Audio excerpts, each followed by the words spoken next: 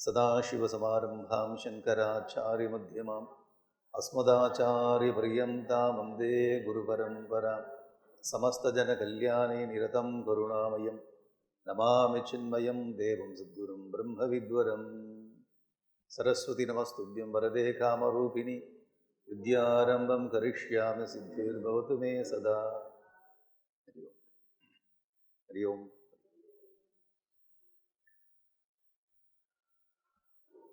இந்த மனுஸ்மிருதி போன வருஷம் 4 அத்தியாயங்களை படித்தோம். 4 அத்தியாயங்கள் என்னென்னலாம் படித்தோம். முதல்ல இந்த மனுஸ்மிருதி 2684 ஸ்லோகங்கள். அது உங்களுக்கு போன முறை ஒரு டெக்னிக் சொன்னேன். 2 இங்கே போட்டுக்கோ, 4 இங்கே போட்டுக்கோ, 6 இங்கே போட்டுக்கோ, 8 இங்கே போட்டுக்கோ. 2, 4, 6, 8 ஈஸி ஞாபகம். 2684 ஸ்லோகம். ஒரு ஸ்லோகம் இப்படி அப்படியும் இருக்கலாம் சில பிரிண்ட்ல. 2600 சொச்ச ஸ்லோகங்கள் அப்படின்னு சொல்லிட்டா சேஃப். 2600 ஸ்லோகங்கள் கிட்டத்தட்ட இருக்கு மனுஸ்மிருதி. 12 அத்தியாயங்களாக பிரிக்கப்பட்டிருக்கு. 12 அத்தியாயம் இல்லையே. போன முறை 10ன்னு சொன்ன மாதிரி ஞாபகம் இருக்கே. 12 தான் சொன்னேன். போன முறையும் 12 தான், இந்த முறையும் 12 தான். ஒரு வருஷம் நம்ம பழசா இருக்குமே, இல்லை எக்ஸ்ட்ரா என்ன ஆட் பண்ணியிருக்காங்க? இல்லை, அந்த காலத்துலேருந்து இந்த காலம் 12 அத்தியாயங்கள் தான். அத்தியாயம் தான் பேர். அதுக்குள்ள ஸ்லோகங்கள் பார்ப்போம். முதல் அத்தியாயம் எப்படி ஆரம்பிக்கிறது அப்படின்னா, மனும் ஏகாகிரம் ஆசீனம் அபிகமிய மகரிஷயா பிரதி பூஜை யதா நியாயம் இதம் வச்சனம் அப்ருவன்னு. நிறைய ரிஷிகள் போறாரு. நிறைய ரிஷிகள்லாம் போய் மனுவிடத்தில் நமஸ்காரம் பண்ணி மனுவை கேட்கிறாரு. ஸ்வயம்பு மனு. அவங்க 14 மனுக்கள்ல ஸ்வயம்பு மனு முதல் மனு. அப்ப ஸ்வயம்பு மனுவே இது கொடுத்தாரு அப்படின்னா, இப்ப நமக்கு இருக்கிறது 7வது மனு வைவஸ்வத மனு. ஸ்வயம்பு மனு கடந்து 6 மனுவை கடந்து 7வது மனு கிட்ட இது இருக்கு. அப்போ இது எவ்வளோ பழமையான ஒரு புராதனமான டெக்ஸ்ட்னு பார்த்து அந்த மனுவை உட்கார்ந்துருக்கார். ரிஷிகள்லாம் போய் மனுவை கேட்கிறாங்க. எங்களுக்கு தர்மங்களை போதிக்கணும் அப்படின்னு சொல்றாங்க. தர்மங்கள், rules and regulations for human beings. நாங்கள் எப்படி வாழணும், தர்மங்களை போதிக்கணும்னு சொல்லுவோம். அப்போ மனு ஆரம்பிக்கிறார். உலகம் கடவுள் எப்படி படைச்சார், பிரம்மா எப்படி இந்த உலகத்தை படைத்தார், பிரம்மா நாராயண நாபிக்க மடலில் எப்படி தோன்றினார், அந்த படைப்பை ரொம்ப எலாபரேட்டாக எக்ஸ்பிளைன் பண்ணுறது புராணங்கள். இந்த புராணத்தில் இருக்கிற அந்த படைப்பு சிஸ்டத்தை இங்கே மனு சொல்றார். நாராயணன் தண்ணியில் இருந்தார், பிரம்மாதேவோடைய கமலத்தில் நாவி கமலத்தில் வந்தார், பிரம்மா இந்த உலகத்தை சிருஷ்டி பண்ணார். அந்த சிருஷ்டி இப்படிலாம் நடந்தது. புராணத்தில் இருக்கக்கூடிய பல விஷயங்கள் இதில் இருக்குது. அப்படி பண்ணி முடிக்கும்போது பல ஜீவராசிகளை படைக்கிறார். அந்த ஜீவராசிகளில் முக்கியமானது 4 விதமான ஜீவராசிகள் நம்ம படித்தோம். 4 விதமான ஜீவராசிகள். எங்க ஒரு விதமான ஜீவராசி கர்ப்பத்திலிருந்து பிறக்கிறது, ஜராயுஜ. இன்னொன்று உத்பிஜ, இதுல இருந்து விதையிலிருந்து வருது. இன்னொன்று அண்டஜ, முட்டையிலிருந்து பிறக்கிறது. இன்னொன்று ஸ்வேதஜ, வியர்வையிலிருந்து பிறக்கிறது. வியர்வையிலிருந்து பிறக்கிறது இந்த மாதிரி பூச்சி, பேன் முதல் இங்கதான் நிறைய பிறகு. பேன் இங்கதான் இருக்கு, வளர்த்து அப்படியே குண்டா வச்சு அடிக்கடி சொட்டாக்குறதுனால, அதை பராமரிக்காதனால வியர்வையிலிருந்து பிறகு. ஸ்வேதஜ, அண்டஜ, முட்டையிலிருந்து பிறக்கக்கூடிய பறவைகள், பாம்பு. உத்பிஜ, விதையிலிருந்து பிறக்கக்கூடியது. ஜராயுஜ, கர்ப்பத்திலிருந்து பிறக்கக்கூடிய. எல்லாமே இந்த உலகத்தை சிருஷ்டியை 4ஆ பிரிக்கும். 4 விதமான ரூட்ஸ், ஆரம்ப ஸ்தானங்கள் உலகம் உற்பத்தி ஆச்சு. அதுக்கப்புறம் என்னென்னலாம் உற்பத்தி பண்ணால் நிறைய வெரைட்டி சொல்றார். இந்த உற்பத்தியில் மிக முக்கியமானவன், ஸ்பெஷலானவன் யாருன்னா மனிதன். இந்த மனிதன் இந்த உலகத்தை சிறப்பாக வாழணும். மனிதன் சிறப்பாக வாழணும், சிறப்பாக அந்த உலகத்தை நடத்தி கொண்டு போகணும். லோகானாம் து விருத்தியர்த்தம், விருத்தி அடையணும். லோகானாம் து குப்தியர்த்தம், உலகம் பாதுகாக்கப்பட வேண்டும், உலகம் சிறப்பாக நடத்தி கொண்டு போக வேண்டும். அதற்கு என்ன பண்ணா 4 விதமான சிஸ்டத்தை கிரியேட் பண்றார். சிஸ்டம், நல்லா திங்க் பண்ண, சிஸ்டம், மனுஷர்களை சிஸ்டத்தை கிரியேட் பண்றார். கான்செப்ட், அது என்ன கான்செப்ட்னா முக பாகூரு பாதத்தா, முகத்திலிருந்து இந்த பாகு, கையிலிருந்து தொடையிலிருந்து காலிலிருந்து 4 விதமான கான்செப்டை கிரியேட் பண்றார். மனிதர்கள் இல்லை, நல்லா பாருங்க. Concept, system. அது என்ன? பிராமண க்ஷத்ரிய வைசிய சூத்ரச்சு நிரவர்த்தையது. ஏன் இந்த 4 விதமான கான்செப்டை கிரியேட் பண்ணாருன்னா, லோகானாம் து விருத்தியர்த்தம், உலகம் டெவலப் ஆகணும், உலகம் நல்லபடியாக இருக்கணும்ன்றதுக்காக. எல்லாம் வந்து பிரிக்கப்பட்டு எல்லாம் டிவைட் பண்ணி ஒருத்தர் அடிச்சுட்டு சாகிறதுக்காக இல்லை, இங்கே அப்படி இல்லை. உலகம் பாதுகாக்கப்பட குப்தி அர்த்தம் விருத்தி அர்த்தம், பாதுகாக்கப்பட வேண்டும், அதே நேரத்தில் வளர்ச்சி அடைய வேண்டும். அதற்காக 4 கான்செப்ட் கிரியேட் பண்ணார். பிராமணம், க்ஷத்ரியம், வைஷ்யம், சூத்ரம். நல்லா பாருங்க, பிராமணஹா வைஷ்யா அப்படி இல்லை, பிராமணம், க்ஷத்ரியம், சூத்ரம், வைஷ்யம் கான்செப்ட் நிரவர்த்தயது, இதை கிரியேட் பண்ணார். அப்புறம் ஆண்களையும் பெண்களையும் கிரியேட் பண்ணார். அப்புறம் ரிஷிகளை கிரியேட் பண்ண, தேவர்களை கிரியேட் பண்ண, இதெல்லாம் பண்ணி ஒரு சிஸ்டத்தை கிரியேட் பண்ண. அப்போ அண்ட பிரம்மாண்டது ஒரு அழகான ஒரு படைப்பை பண்ணி, படைப்பு ரொம்ப காம்ப்ளிகேஷன், நிறைய இதுலேருந்து இது வந்தால் எப்படி வந்து எப்படி செட் பண்ணாங்க. அந்த ஒரு ஒரு ஒரு விமானத்தை எடுத்து பார்த்தாலும் எப்படி இதை கிரியேட் பண்ண தெரியும். இந்த கம்ப்யூட்டர் உடச்சி பார்த்தா உள்ளுக்குள்ள இதை எப்படி கிரியேட் பண்ண, ஒரு காம்ப்ளிகேஷன். அப்போ இந்த இறைவன் உலகத்தை கிரியேட் பண்ணிட்டு முக்கியமாக 4 விதமான சிஸ்டத்தை கிரியேட் பண்ண, உலகம் நல்லபடியாக இருக்கணுன்றதுக்காக. இதெல்லாம் நம்ம போன முறை படித்தோம், இதெல்லாம் படித்தோம். அப்போ இந்த சுயம்பு மனு விஷயங்களை சொல்லி இப்படிலாம் படித்து இதை உலகத்தை படைத்து மனிதர்களை படைத்து இந்த மனிதர்கள் எப்படி வாழ வேண்டும் அப்படின்னு எனக்கு வந்து ரூல்ஸ் அண்ட் ரெகுலேஷன் சொல்லி கொடுத்தாரு எங்கள் அப்பா பிரம்மான்னு. சுயம்பு மனுக்கு அப்பா வந்து பிரம்மா. இந்த மனிதர்கள் எப்படி வாழ வேண்டும் அப்படின்னு ரூல்ஸ் போட்டார். அந்த ரூல்ஸுக்கு அதெல்லாம் சாஸ்திரமாக பண்ணார். அந்த சாஸ்திரத்துக்கு பேர் தான் தர்மசாஸ்திரம்னு பேர். அது முதல்ல எங்கள் அப்பா பிரம்மா எனக்கு சொல்லி கொடுத்தார். அதனால் இதுக்கு நான் வந்து அதெல்லாம் நோட்ஸ் எடுத்து வச்சுருக்கேன். இப்போ நானும் என்ன பண்ணுறேன், இதை உங்களுக்கெல்லாம் சொல்லிக் கொடுக்க டைம் இல்லை. இதை இங்கே இருக்க ஒரு பிருகு ரிஷியை கூப்பிட்றார். பிருகு அப்படின்னு பிருகு ரிஷி வரார். நீ இந்த சாஸ்திரத்தை எடுத்துக்கொள், இதை இந்த ரிஷிகளுக்கு சொல்லு, எனக்கு வேறு வேலைக்கு நான் போகிறேன்னு சுயம்பு மனு சொல்லிட்டு போகிறார். அப்போ சுயம்பு மனுவால் என ஏற்படுத்தப்பட்ட இந்த ரூல்ஸ் அண்ட் ரெகுலேஷன்ஸ் இருக்கு, மனிதர்கள் சிறப்பாக வாழ்கிறதுக்கு தர்ம நெறிகள், அறநெறிகள், இதுக்கு வந்து மனு தர்ம சாஸ்திரம்னு பேர், மனுஸ்மிருதின்னு பேர். இந்த மனுஸ்மிருதியை செய்தவர் இந்த மனு தான் இதை வந்து ரெடி பண்ணார். இதுக்கு யார் மூலம்? பிரம்மதேவ். பிரம்மதேவர் மூலமே நாராயணன் பரமாத்மா. பரமாத்மாவுடைய இதயத்திலிருந்து பிரம்மதேவன் மூலமாக மனுவுக்கு வந்து பிருகு சொல்லிக் கொடுத்து பிருகு இருக்கக்கூடிய ரிஷிகளுக்கெல்லாம் சொல்லிக் கொடுத்தார். அவர் முதல்ல மனு தான் சட்டத்திட்டங்களை வகுத்தார். மனித சமுதாயம் எப்படி இருக்க வேண்டும் என்ற சட்டத்திட்டங்களை வகுத்ததுனால இது மானவ தர்மம், மனுஸ்மிருதி, மனு தர்மம்னு பேர். போன முறையே பார்த்த மண் அப்படின்னா டு திங்க், ஞானி, மனிதன். திங்க் பண்ண எவனோ மனிதன். அவன் மிருகங்கள் இப்படி படைச்சிருக்கான், கடவுள் மனுஷன் இப்படி படைச்சிருக்கான். மனுஷன் வந்து வெர்டிகல், மிருகம் வந்து ஹரிசாண்டல். அதுக்கு தலையோ இதயமோ அதுக்கு வயிறோ இல்லை ரீப்ரொடக்ஷன் சிஸ்டமோ ஈக்குவல் இம்பார்ட்டன்ஸ் கொடுக்கும். ஆனால் மனிதன் அப்படி இல்லை, மனிதனுக்கு மேலே டாப்பில் வந்து புத்தி வச்சிருக்கு, புத்தி இருக்கு. அவன் புத்தியை பயன்படுத்தி அது பிரகாரம் வாழணுன்றதுக்காக புத்தி மேலே வச்சிருக்கு. அந்த புத்தி திங்க் பண்ணுற இடத்துக்கு பேர் மண்ணுன்னு பேர். மண்ணுன்னா நம்ம அந்த மண் இல்லை. நம்ம டீச்சர்லாம் திட்டுவாங்களே, ஏதாவது புரியலன்னா உன் மண்டையில் மண்ணாக இருக்குது, எத்தனை பேர் நம்ம திட்டியிருக்காங்க. அந்த மாதிரி மண் இல்லை, இது மண்ணா டு திங்க். இவன் திங்க் பண்ணுறானோ மனிதன். அப்போ அந்த திங்க் பண்ணக்கூடிய மனிதனுக்கு அறநெறிகளை வகுத்து கொடுத்தாரு. அதனால அது மானவ தர்மம்னு பேர், மனுஷ தர்மம் பேர், மனுஸ்மிருதின்னு பேர். அறநெறிகள் தான் உலகத்தில் மனிதன் எப்படி வாழ வேண்டும். அப்போ கடவுள் மனிதனை படைத்துட்டு மனுஷன் எப்படி வாழணும்னு சொல்லி, தேவர்களுக்கு அந்த பிரச்சனை இல்லை. மனுஷன் கீழே இருக்கக்கூடிய மிருகங்களுக்கும் பட்சிகளுக்கும் அந்த பிரச்சனை இல்லை. ஏன்னா அது ப்ரோக்ராம், இது இப்படி தான் வாழணும்னு ஒரு முறை இருக்குது. மனுஷனுக்கு மட்டும் எல்லாத்தையும் படைச்சு ஃப்ரீடம் கொடுத்துட்டாரு. ஃப்ரீடம் கொடுத்ததுனால ஒரு ப்ராப்ளம் என்னென்னா, ஃப்ரீடத்தை மிஸ்யூஸ் பண்ணுவான்.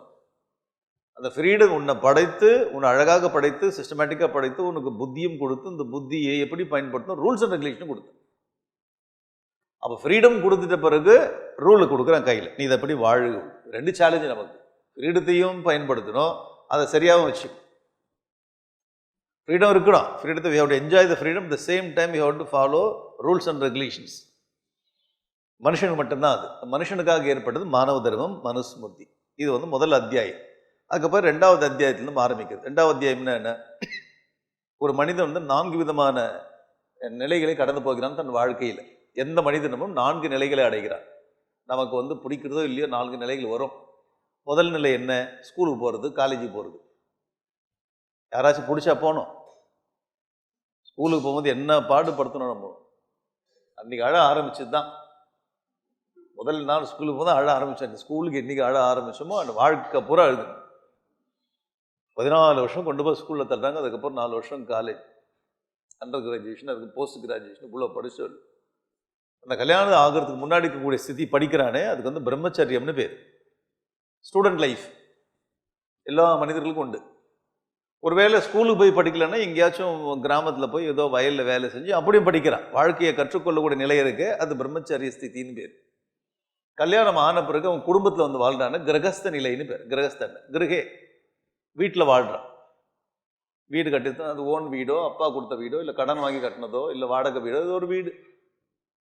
அது அந்தந்த மனுஷனுடைய இதை பொறுத்து இருக்கு, ஸ்ட்ரென்த்தை பொறுத்து இருக்கு. வீட்டில் வாழ்றான். கல்யாணம் பண்ணி போனதும் கிரகஸ்தான் பேர். அப்போ குழந்தை எல்லாம் பிறகு எல்லா பிரச்சனைகளும் உண்டாகுதான். பிரச்சனைக்கு மத்தியிலே வாழ்றவனு கிரகஸ்த். அப்போ கல்யாணம் பண்ணதுக்கப்புறம் சொல்கிறான், நான் முன்னாடி பிரம்மச்சரியாவே கண்டினியூ பண்ணி இருந்திருக்கலாம் போது. இது என்ன இவ்வளோ கடன் வாங்க வேண்டியதாக இருக்குது? கடன் வாங்கிட்டேன், கேட்குறாங்க, கடன் கொடுத்தலாம் கேட்குறாங்கம்மா. உங்ககிட்ட யாருன்னா கடன் கொடுத்து கேட்குறாங்களா? ஆமாம். ஓ, அது அப்படி தானோ, கடன் கொடுத்தெல்லாம் கேட்குறாங்களே. ப்ரெஷர் கொடுக்குறாரு, என்ன பண்ணுறது? கடன் மேலே கடன் ஒரு பக்கம் வாங்கிட்டு இருக்கேன், இன்னொரு பக்கம் கடன் கொடுத்தெல்லாம் கேட்டுன்னு இருக்கான். இவளுக்கு இந்த பசங்க மேலே இன்வெஸ்ட் பண்ணுறேன், இவ்வளோ இன்வெஸ்ட் பண்ணி சரியாக படிக்கல, என்ன பண்ணுறதுன்னு புரியல. பிஸ்னஸ் எது ஸ்டார்ட் பண்ணாலும் அது வந்து கீழே வந்து நிற்கிறது, ஒன்றும் புரியலையே. நம்ம கேட்குறோம், உங்கள் வாழ்க்கை எப்படி, உங்கள் வாழ்க்கை எப்படி, அவங்களும் சொல்கிறாங்க எனக்கும் அப்படியே இருந்தேன். அப்பாடா நல்ல வேலை நீங்களும் அதே கதி தான் இருக்கு. அது ஒரு திருப்தி, நீங்கள் எல்லாமே அதே மாதிரி இருக்கீங்க. கிரகஸ்தன் அது தர்மம் வாழ்க்கை. அதுக்கப்புறம் என்ன கிரகஸ்த வாழ்க்கையெல்லாம் வாழ்ந்து போதுண்டா சாமி, சட்டி சுட்டது.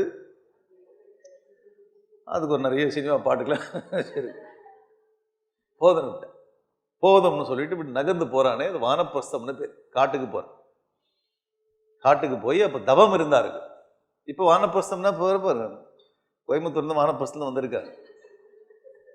அது வானப்பிரஸ்தமாக அது சொர்க்க பூமியில் வாழ்ந்துட்டுருங்க. வானப்பிரஸ்த வாழ்க்கை வந்து தபஸு, தபஸ் பண்ணணும், டிட்டாச் ஆகணும், நிறைய எப்படிலாம் வானப்பிரஸ்த தர்மங்கள்லாம் சொல்லணும். அதுக்கப்புறம் வானப்பிரஸ்த டிட்டாச் ஆகி சன்னியாசம் எடுத்துக்கிறேன், கடவுளோடு ஒன்றுபடுகிறது. அப்போ ஒரு மனிதருக்கு 4 நிலைகள்: பிரம்மச்சரியம், கிரகஸ்தம், வானப்பிரதம், சன்னியாசம்.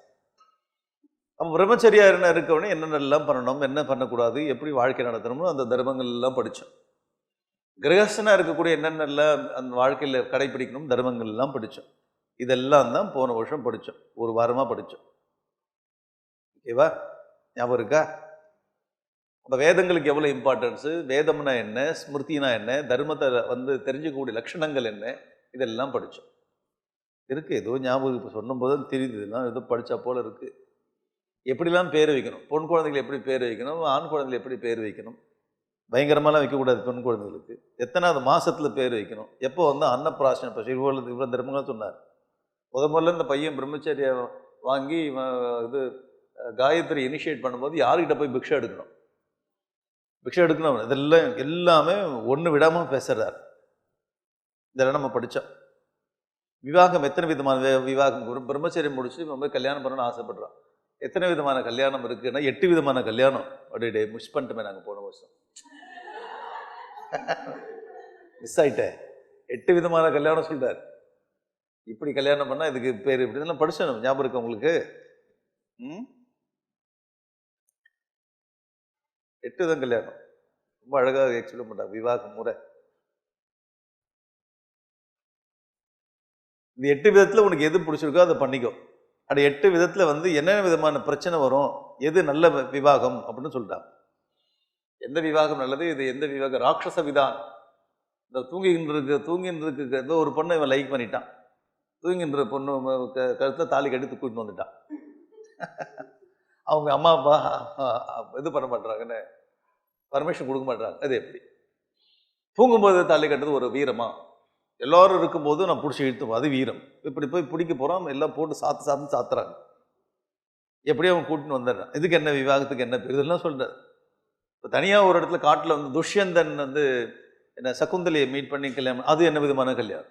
இந்த மாதிரி விதமான கல்யாணங்கள்ல 8 விதமான கல்யாணங்களில் எக்ஸ்பிளைன் பண்ணான்னு நம்ம படித்தோம். ஞாபகம் இருக்கா? ஆச்சாரியன் யாரு, குருனா யாரு, அத்தியாபகன்னா யாரு, இதெல்லாம் படிச்சிருக்கு. சரியா? வேதம் படிக்கலாம் உனக்கு வந்து பிராமணன்ற ஸ்திதி கிடையாது. வேதம் படித்தாதான் பிராமணன். அதுக்கப்புறம் இந்த பிரம்மச்சரிய கிரகஸ்த வானப்பிரஸ்தம் சன்னியாசம் வரும்போது பேரலில் பிராமணன் யாரு, க்ஷத்ரியன் யாரு, சூத்ரன் யாரு, வைசியன் யாருன்னு பேரலில் அதுவும் சொல்லிடுவார். அப்போ 2 ஸ்ட்ரக்சர், ஒன்று பிராமண க்ஷத்ரிய வைசிய சூத்ர, இவனுடைய ரூல்ஸ், அவனுடைய டியூட்டிஸ், பிரம்மச்சரிய கிரகஸ்த வானப்பிர சன்னியாசம் இவங்களுடைய டியூட்டிஸ் எல்லாம் சொல்லுது. இப்போ ஒரு விஷயம் நம்ம இந்த மனு தர்மத்தில் பார்த்தோம்னா ஜென்ரலாக வெளியில் இருக்கிறவங்க பூரா இந்த பொலிட்டிக்கலாக யூஸ் பண்ணுறான். இந்த மனு தர்மத்தை எடுத்து அவனோட பாலிட்டிக்ஸ் யூஸ் பண்ணி அவன் பண்ணுற மிஸ்டேக்கு மனு தர்மத்து மேலே பழிய போட்டு பொதுவாக அவங்க என்ன சொல்கிறாங்கன்னா, இது வந்து வர்ண தர்மத்தை பேசுது, வர்ணாசிரமம் பேசுது. வர்ணாசிரமம், வர்ணம் வேற, ஆசிரம் வேற. வர்ணம் அப்படின்றது நம்முடைய டியூட்டிஸ், நம்முடைய மென்டல் ஸ்ட்ரக்சருக்கு தகுந்தா போல நம்ம பண்ணுற டியூட்டிஸ். ஜாதி இல்லை, அது ஜாதின்றது வேற, நம்மளோட ப்ரொஃபஷன். அது நம்ம எடுக்கக்கூடிய ப்ரொஃபஷன் ஜாதி. வர்ணம் மென்டல் ஸ்ட்ரக்சர், நம்ம திங்கரா, க்ஷத்ரிய அட்மினிஸ்ட்ரேட்டரா, இல்லை ட்ரேடரா, இல்லை ஒர்க்கரா. ஸோ நம்முடைய மென்டல் ஸ்ட்ரக்சருக்கு தகுந்தா போல நாம் சில ப்ரொஃபஷனை சில ஏரியாவை செலக்ட் பண்ணுறோம். அந்த ப்ரொஃபஷனை வந்து நம்ம இப்படி சொல்ல முடியாது. இப்போ வந்து ஆட்டோ ஓட்டுறனா ஆட்டோ ஓட்டுறவங்க பூரா இந்த வர்ணம்னு சொல்லுவாங்க. ஆட்டோ ஓட்டுறவங்க பூரா எல்லா வர்ணங்களும் சேர்ந்தவங்களும் அதில் இருப்பாங்க. ஆட்டோ ஓட்டுறது ஒரு பெரிய ஒரு டிபார்ட்மெண்ட். அந்த ஒரு ப்ரொஃபஷனுக்கு மத்திக்குள்ளே திங்க் பண்ணுறவங்க, அதில் வந்து அட்மினிஸ்ட்ரேட்டர், அதில் ஏன்னா பெரிய சங்கங்களாக இருக்குது. டாக்டர்ஸ்னால் பெரிய டாக்டர்ஸ் டிபார்ட்மெண்ட், பெரிய ஒரு யூனிட் வேர்ல்டு பூரா. அதில் திங்கர்ஸ் இருக்கு, அதில் அட்மினிஸ்ட்ரேட்டர் இருக்கா. இவ்வளோ ஹாஸ்பிட்டல் எப்படி அட்மினிஸ்ட்ரேட் பண்ணுறேன், டாக்டர் படிச்சுட்டேன். அதில் வந்து ஃபைனான்ஸை ஹேண்டில் பண்ணக்கூடிய டாக்டர்ஸ், அதில் டெக்னீஷியன் டைரெக்டாக அவங்க ஆப்ரேஷன் பண்ணக்கூடிய டாக்டர். ஸோ டாக்டர்னு ஒரு ப்ரொஃபஷன் எடுத்துக்கொண்டாலே அதில் 4 விதமான சிஸ்டம் இருக்குது. எந்த ப்ரொஃபஷன் எடுத்தாலும் 4 விதமான சிஸ்டம் இருக்குது பாருங்க. அதில் திங்கர் வெரைட்டி இருக்குது, அதில் அட்மினிஸ்ட்ரேட்டர் இருக்குது, அதில் வந்து மணி ஹேண்ட்லிங் இருக்குது, அதில் டைரெக்டாக இன்வால்வ் ஆகிற ஒர்க்கர்ஸ் இருக்குது. இதுதான் பேசுறது. எந்த ப்ரொஃபஷனலும் கிரியேட் பண்ணி. இப்போ ஒரு 20 வருஷத்துக்கு முன்னாடி ஹார்ட்வேர் சாஃப்ட்வேர்னு கிடையாது. இல்லை, இப்போ 20 வருஷத்துக்கு முன்னாடி ஹார்ட்வேர்லாம் வந்துடுது. இப்போ இன்னொன்னுமோ ப்ரொஃபஷனுக்கு கூடிக்கொண்டே இருக்குது. ப்ரொஃபஷனை பொறுத்தவரையும் போயினே இருக்கும், கூடிக்கொண்டே இருக்கும். ஆனால் ஒவ்வொரு ப்ரொஃபஷன்லையும் இந்த 4 திங்கிங் வந்து இருக்கும், கான்செப்ட் இருக்கும். ஒவ்வொரு மனிதனுக்கும் பிரம்மச்சரிய கிரகஸ்த வானப்பிர சன்னியாசம் இண்டிவிஜுவல் லைஃப்ல நமக்கு இருக்கக்கூடிய ஸ்டேஜஸ் வந்து 4 இண்டிவிஜுவல் லைஃப் எல்லாருக்கும். பிடிக்கிறோமோ இல்லையோ அந்த ஸ்டேஜ் ஆட்டோமேட்டிக்காக வரும். ஆனால் சோஷியல் செட்டப்பில் வந்து யார் யாருக்கு என்னென்ன விருத்தி இருக்கோ தகுந்த மாதிரி நம்ம செட் பண்ணிக்கும். அப்போ சோஷியல் செட்டப்பில் வந்து நம்முடைய பொசிஷன் எங்கே இருக்கோம், இண்டிவிஜுவல் லைஃப்பில் நம்ம எங்கே இருக்கோம். அப்போ individual development, individual evolution, social development, இது ரெண்டுத்தையும் கனெக்ட் பண்ணி பேசுறது இங்கே தர்மசாஸ்திரம். அப்போ இண்டிவிஜுவல் லைஃப்பில் வந்து நம்ம எப்படிலாம் இருக்கணும், நீ பிரம்மச்சாரியனா எப்படி இருக்கணும், கிரகஸ்தனா எப்படி இருக்கணும், வானப்பிரஸ்தனா எப்படி இருக்கணும், சன்னியாசனா எப்படி இருக்கணும், இதில் லா ரூல்ஸ் போடும்.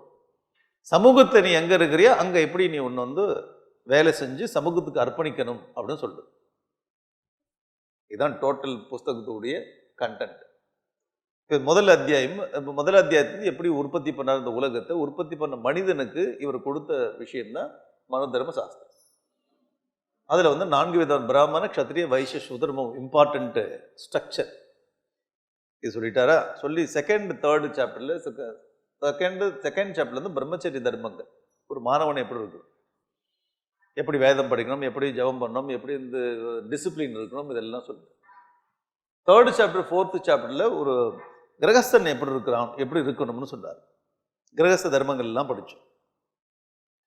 அந்த கிரகஸ்த தர்மத்தில் வீட்டுக்குள்ள இருக்க பெண்களுக்கு என்ன விதமான ஒரு ஸ்திதி கொடுத்தாருன்னு பார்த்தோம். எத்தனை நாரியஸ்து பூஜ்யந்தே தத்திர தேவதா நிருத்தியந்தி.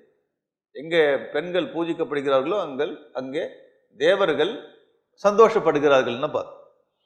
அப்போ பெண்களை குறித்து தவறான எண்ணங்களை பேசிக்கிறது உங்களுடைய மனு தர்ம சாஸ்திரமும் தப்பாக பிரச்சாரம். போன வருஷம் படித்தோம், பெண்ணுக்கு வந்து எவ்வளோ இம்பார்ட்டன்ஸ்லாம் கொடுக்கணும் அப்படின்னு. மேரேஜ் எப்படி பண்ணிக்கணும், பெண்ணுக்கு வந்து ஒரு சமூகத்தில் இல்லை குடும்பத்தில் எப்படி விதமான ஸ்திதி எல்லாம் கொடுக்கப்பட்டதுன்னு பார்த்தோம். இதெல்லாம் படிச்சிருக்கோம். நம்ம ஞாபகம் இருக்கா? படித்தா போல இருக்கு. ஸ்ராத்த விதிகள், இது வந்து நம்ம வீட்டில் பெரியவர்கள்லாம் இறந்து போயிட்டாங்கன்னா ஸ்ராத்தம் எப்படி பண்ணணும், எலாபரேட்டாக இன்ஸ்ட்ரக்ஷன். என்னென்ன பொருள் யூஸ் பண்ணணும், எந்த காலத்தில் பயன்படுத்தணும், எந்த காலத்தில் பண்ணணும், ஸ்ராத்தம் எலாபரேட்டாக இருக்குது. சில இப்போ ஸ்லோகங்கள்லாம் உங்களுடைய வாழ்க்கைக்கு ஹோம்ஒர்க்கில் இது லைஃப் ஒர்க். நீங்கள் இந்த புத்தகத்தை வாழ்க்கை பூரா படிக்க வேண்டியது. அங்கங்கே நான் டச் பண்ணிட்டு போகிறேன். எங்கெங்கெல்லாம் கேப் இருக்கோ அந்த கேப்பில் நீங்கள் ஃபில்லப் பண்ணி நீங்களே படிச்சு. குடும்பஸ்தனுக்கு இந்த ஸ்ராத்தம் இருக்க பெரியவர்களாக இறந்து போயிட்டான பண்ணுறது அது ரொம்ப முக்கியமான ஒரு விஷயம். அதுக்கப்புறம் குடும்பஸ்தன் பஞ்ச யஜ்யம் 5 யஜ்யங்கள் அவன் பண்ணணும். தேவ யஜ்யம், பித்ரு யஜ்யம், ரிஷி யஜ்யம், பூத யஜ்யம், நிர்யஜ்யம் 5 விதமான யஜ்யங்களை பண்ணணும். பஞ்ச யஜ்யம் இதை பற்றி நம்ம லாஸ்ட் டைம் பேசியிருக்கோம். ஏன் இவன் யஜ்யம் பண்ணணும் அப்படின்னா இவன் வந்து அடுப்பாங்கரை தான் சொல்லுது. இப்போல்லாம் ஸ்டவ் அடுப்பாங்கரில் வந்து தீயை வச்சு பயன்படுத்தும் போது பல ஜீவராசிகள் சாகும். அம்மியில் வந்து குத்தனானா ஜீவராசி. உரல், அம்மி, அக்னி, தொடப்பம் வச்சு வீட்டை பெருக்கிறது. டெய்லி இந்த மாதிரி ஆக்டிவிட்டியில் ஒரு மனுஷன் குடும்பத்தில் இருக்கும்போது நிறைய ஜீவராசிகள் சாகிறதுக்கு சான்ஸ் உண்டு. அப்போ டெய்லி பாப்பத்தை சேர்த்துக்கிறான். அந்த சின்ன சின்ன பாப்பங்கள்லாம் அக்குமுலேட் பண்ண பாப்பங்கள்லாம் கழியணும்னா பஞ்ச யஜ்யங்களை பண்ணணும்னு பேசுகிறார். இந்த யஜ்யங்களை பண்ணி இந்த பாப்பங்களை போக்கிக் கொள்ள வேண்டும். பஞ்சக்லிப்தா மகாயஜ்யா பிரத்யகம் கிரகமேதினா 5 விதமான பாப்பம். கொஞ்சம் கொஞ்சமாக லிட்டில் பை லிட்டில் அக்குமுலேட் ஆகிறதெல்லாம் எப்படி போகும் அப்படின்னா இந்த யஜ்யங்கள் மூலமாக போகும். இந்த பஞ்ச யஜ்யத்தை தான் நம்ம திருவள்ளுவர்னு சொன்னார். தென்புலத்தார் தெய்வம் விருந்தொக்கல் தான் என்றாங்க ஐம்புலத்தார் ஓம்பல் தலை திருக்குறளே வரும். இந்த பஞ்ச யஜ்யங்கள் வீட்டில் இருக்கக்கூடிய கிரகஸ்தன் செய்யணும்னு சொன்னார். அதெல்லாம் கொஞ்சம் அவாய்ட் பண்ணிக்கணும். பாப்பாலாம் கொஞ்சம் அவாய்ட் பண்ணிக்கணும்.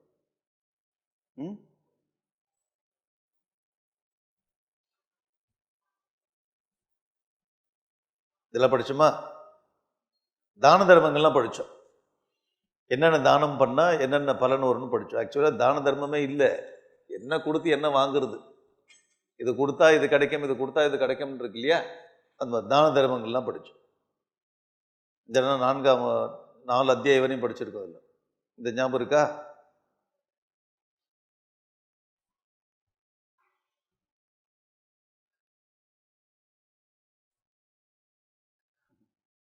இந்த டிசிப்ளினில் பார்த்தோம். டிசிப்ளினில் வந்து இதெல்லாம் நம்ம பார்த்தோம். நான் அஷ்னியாத் பாரியே சாத்தம் ஞாபகம் இருக்கா? நீங்கள் சாப்பிடும்போது கணவன் சாப்பிடும்போது மனைவி பக்கத்தில் உட்காந்து சாப்பிடாதுன்னு சொல்லுது. இதெல்லாம் படிச்சேன். நான் அஷ்னியாத்து பாரியா சார்த்தம். ஏன் அப்படின்னு கேட்கக்கூடாது. சாப்பிடாத, உனக்கு நல்லதில்லை. சிலதெல்லாம் டைரெக்டாக அவங்க இன்ஸ்ட்ரக்ஷன் கொடுத்துருவாங்க. ஏன் அப்படின்னு கேள்வி கேட்டீங்கன்னா நீங்கள் அனுபவத்தில் தெரிஞ்சுக்கணும்னு விட்டாரு. மனைவி கொட்டா விடும்போது பார்க்காதன்றார். மனைவி வந்து கண்ணில் மை வைக்கும்போது பார்க்காதன். இதெல்லாம் ஏன் இந்த பெரிய முடி விரிச்சு போட்டு ஆயில் தடும்போது பார்க்காதன். நீ இதெல்லாம் போயிடு, நீ இந்த பக்கம் ரூம்ல நீ பண்ணிக்க, நீ இந்த பக்கம் போயிடு. எப்படி குளிக்கணும், எப்படி சாப்பிடணும், எச்சல் கையோடு இப்படி இந்த தட்டிலேருந்து எச்சல் கையோடு நடக்கக்கூடாது. எல்லாம் ரொம்ப நம்ம பெரியவர்கள் நம்ம சொல்லி கொடுத்தாங்கல்ல. இங்கே இப்படி பெட்டில் உட்காந்து சாப்பிடக்கூடாது. பெட் காஃபியா அதெல்லாம் அவாய்ட் பண்ணிக்கோன்றார். சில நேரத்தில் அந்த மாதிரி காஃபி குடிக்கும்போது ஏதோ ஒன்று புற ஏறிடுது, எங்கேயும் உள்ளே போய் மாட்டிச்சுன்னா அவ்வளோதான். அது அப்புறம் அங்கேருந்து வேறு லோகத்துக்கு போக வேண்டியதான். எல்லா இன்ஸ்ட்ரக்ஷனும் ரொம்ப கிளியராக இருக்குது. டே டு டே லைஃப்பில் நம்ம பெரியவங்க என்னென்ன சொல்லி கொடுத்தாங்களோ அது நிறைய இங்கே பார்க்குறோம். நம்ம இதெல்லாம் படித்தோம். நம்ம மரத்த அடியில் ஏன் தூங்கக்கூடாது இதெல்லாம் படிச்சு ரொம்ப ரொம்ப டீட்டெயில்டு. மரத்தடியில் ஏன் தூங்கக்கூடாது, மரத்தடியில் ஏன் தூங்கக்கூடாதுன்னா சயின்ஸ். அது மரத்தடியில் தூங்கக்கூடாது. அப்போ மனு தர்ம சாஸ்திரத்தில் அந்த காலத்தில் பல யுகங்களுக்கு முன்னாடியே மரத்தடியில் தூங்காதுன்னு உடனே ஏன் அப்படின்னு கேள்வி ஏன்னு கேள்வி கேட்டால் புத்திசாலி நினச்சின்னு இருக்கான். அதுக்கப்புறம் ஏன் தூங்கக்கூடாதுன்னு நீங்கள் சொல்லியிருக்கிறது சயின்ஸ் டெவலப் ஆக ஆக ஆக ஆக அதுக்கு ரீசன் கொடுக்குறது பாருங்க. ஏதோ ஒரு காலத்தில் என்ன பண்ணும் ஏன் சொல்லிக்கிறது. இது இப்போ சயின்ஸ் சொல்கிறதுக்குள்ளே நைட்டில் மரத்தடியில் தூங்கினா வந்து வேறு என்ன வாயு வருது, கார்பன் டை ஆக்சைடு. அது வந்து சாமானிய மனுஷனோட உடம்புக்கு சரியில்லை. இதை வந்து எங்கள் முன்னாடி சொல்லியிருக்கு. முன்னாடி சொல்லிருக்கு எங்கேயோ டெவலப் ஆகும்போது அங்கே கரெக்டாக ஃபிட் ஆகுது பாருங்கள். நீ வந்து கை அலம்பிட்டு வீட்டுக்கு வா, கால் அலம்பிட்டு வீட்டுக்கு வான்னு முன்னாடி இப்போ முன்னாடி ஏன் இதெல்லாம் வெளில போனால் கால் அலம்பு கை அலம்பு எதுக்கு இதெல்லாம் சொல்கிறேன்? கொரோனா வந்து டிஸ்டன்ஸ் இது பண்ணு, கை அலம்பிட்டு கையை கொடுக்காத, கை அலம்பு, இதை தொடாத ஏன் சொல்கிறேன்? இதெல்லாம் உள்ள இருக்கு, எல்லாமே முன்னாடி சொல்லியிருக்கு. அதுக்கு தகுந்த மாதிரி ஒரு வியாதி வரும்போது அதெல்லாம் கரெக்டுன்னு இதில் ஏற்கனவே சொல்லப்பட்டிருக்குன்னு வந்து படிக்கிறோம். நம்ம எல்லா டிசிப்ளின் இதெல்லாம் படிச்சிடும். பொய் உண்மை எப்படி பேசுறதுன்னு படிச்சிருக்கு. சத்தியம் புரூயாத்து பிரியம் புரூயாத்து ந புரூயாத்து சத்தியம் அப்பிரியம் பிரியம் சென்ன அந்தத்தம் பூயாத்து ஏஷ தர்ம சனாதனத்தை படிச்சிருக்கு. உண்மையை பேசும்போது பிரியமா பேசணும், உண்மையை பேசும்போது ரொம்ப பிரியமா பேசணும். அதனால பிரியமா பேசணுன்றதுக்காக பொய் பேசக்கூடாது, பிரியமா பொய் பேசணும். அவன் சொல்லுது பிரியம் ச நான் அமிர்தம் புரூயாத், பிரியமா பொய்ய பேசாத, நைஸா உண்மையை பேசு, உண்மையை பிரியமா பேசு. ஏஷ தர்ம சனாதன இதெல்லாம் இது பண்ணிருக்கு. பத்திரம் பத்திரமித்தி புரூயாத்து பத்திரமித்தியவ வதேது. எப்பவுமே நம்ம வாயிலிருந்து நல்ல வார்த்தைகளே வரணுமா, நல்லது நடக்கட்டும். பத்திரம் பத்திரம் பத்திரம் பத்திரம்னா சுபம்னு அர்த்தம், பத்திரம்னா பத்திரமா இருக்குன்னு அர்த்தம் இல்லை. தமிழ் சொல்லி பத்திரமா போயிட்டு வாங்க அப்படி இல்லை. பத்திரம்னா சுபம்னு அர்த்தம், சுபம் சுபம்னு நல்ல வார்த்தைகளே வாயிலிருந்து வரணும்னு சொல்றது. சுஷ்க வைரம் விவாதம், தேவையில்லாத பேச்சு, தேவையில்லாத விவாதங்களை பண்ண வேண்டாம். எவ்வளோ இன்ஸ்ட்ரக்ஷன் எல்லாம் போன முறை படிச்சது பூரா சின்ன சின்ன சின்ன சின்ன இன்ஸ்ட்ரக்ஷன் நிறைய படித்தோம்.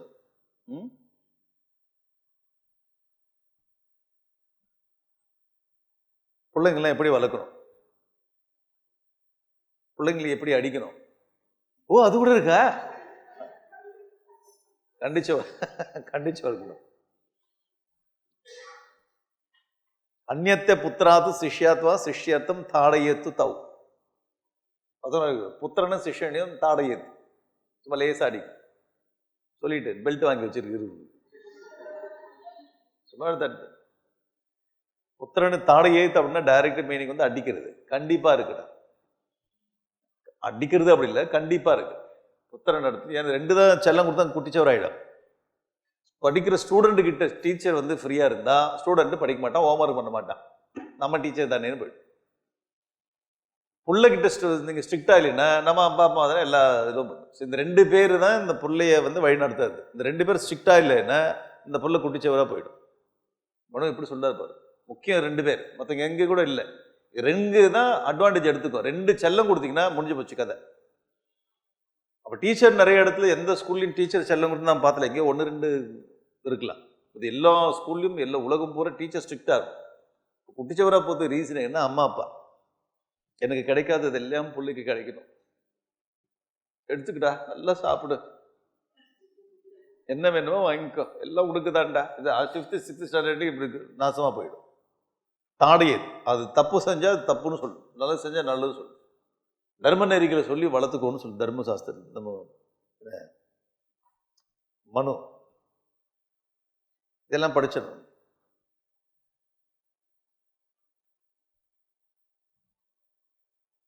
முதல் அத்தியாயம் சிருஷ்டி, 2வது அத்தியாயம் பிரம்மச்சரியம், 3வது 4வது அத்தியாயம்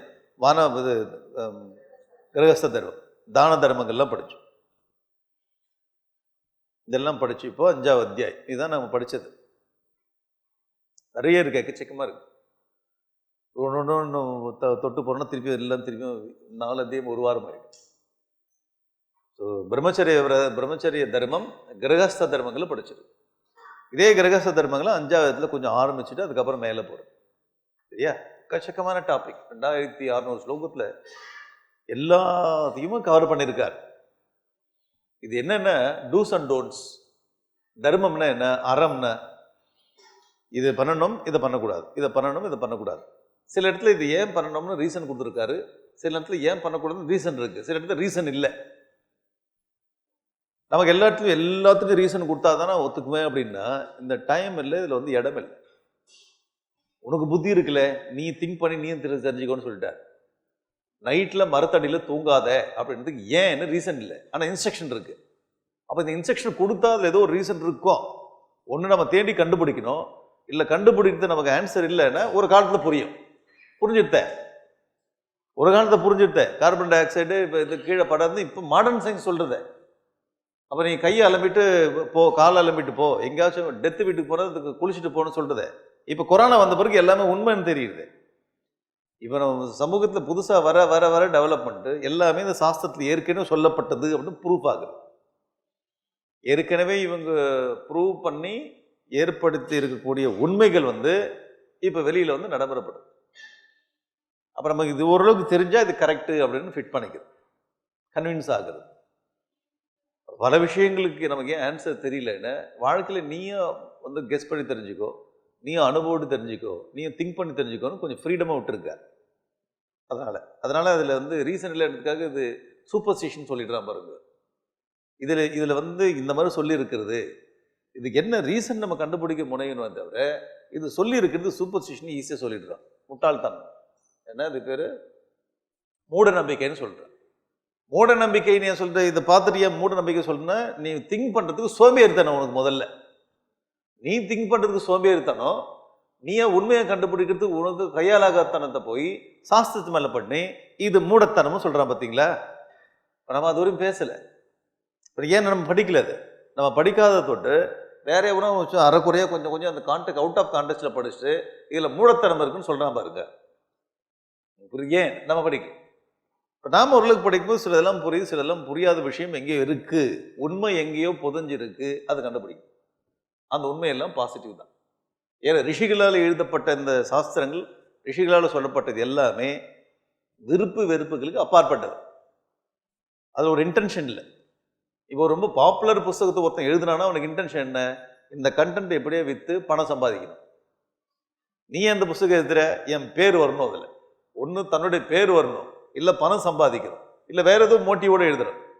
இந்த ரிஷிகளுக்கு எந்த மோட்டிவும் இல்லை, உலகம் நல்லா இருக்கணும், அவ்வளோதான். மனுஷ குலம் நல்லா இருக்கணுன்ற ஒரே மோட்டிவ். அதனால் உள்ளுக்குள்ள எல்லாம் உண்மைகளாக பொதிஞ்சிருக்கு. பல விஷயங்கள் நமக்கு கிளியராக இருக்குது, பல விஷயங்கள் கிளியாரிட்டி இல்லை, நம்ம ஒர்க் பண்ணி தெரிஞ்சுக்கணும். சரியா? இப்போ 5வது அத்தியாயம் இது போகுமா? அந்த புஸ்தகத்தை எடுத்துக்க நான் ஸ்லோக நம்பர் சொல்கிறேன், அப்பப்போ நீங்கள் பார்த்துக்கணும். நம்பர் தெரியலன்னா நீங்கள் அப்புறம் எழுதி வச்சுக்கணும், அப்புறம் பார்த்துக்கணும். சரியா? 2வது ஸ்லோகம். ஏவம் யதோக்தம் விப்ராணம் சுதர்வம் அனுதிஷ்டதாம் கதம் மிருத்யு பிரபவதி வேத சாஸ்திரவிதாம் பிரபு. இந்த மாதிரி வீட்டில் இந்த தர்மங்களை ஃபாலோ பண்ணிட்டு இருக்கானே கிரகஸ்தன்.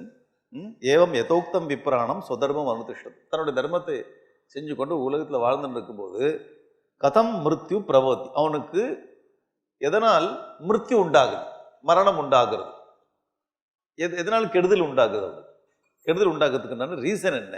நல்லா தானே வாழ்ந்துட்டு இருக்கான், அவனுக்கு ஏன் கெடுதல் உண்டாகுது? வேத சாஸ்திரவிதாம் பிரபு, நீங்க சொல்லுங்க. ஒரு மனுஷன் உலகத்தில் சிறப்பாக வாழும்போது அவனுக்கு எதனால் கெடுதல் உண்டாகுது, மரணம் உண்டாகுது, மிருத்யு உண்டாகுது? கேள்வி. நல்லா தானே போயிட்டு இருக்கு எல்லாமே. திடீர்னு என்ன?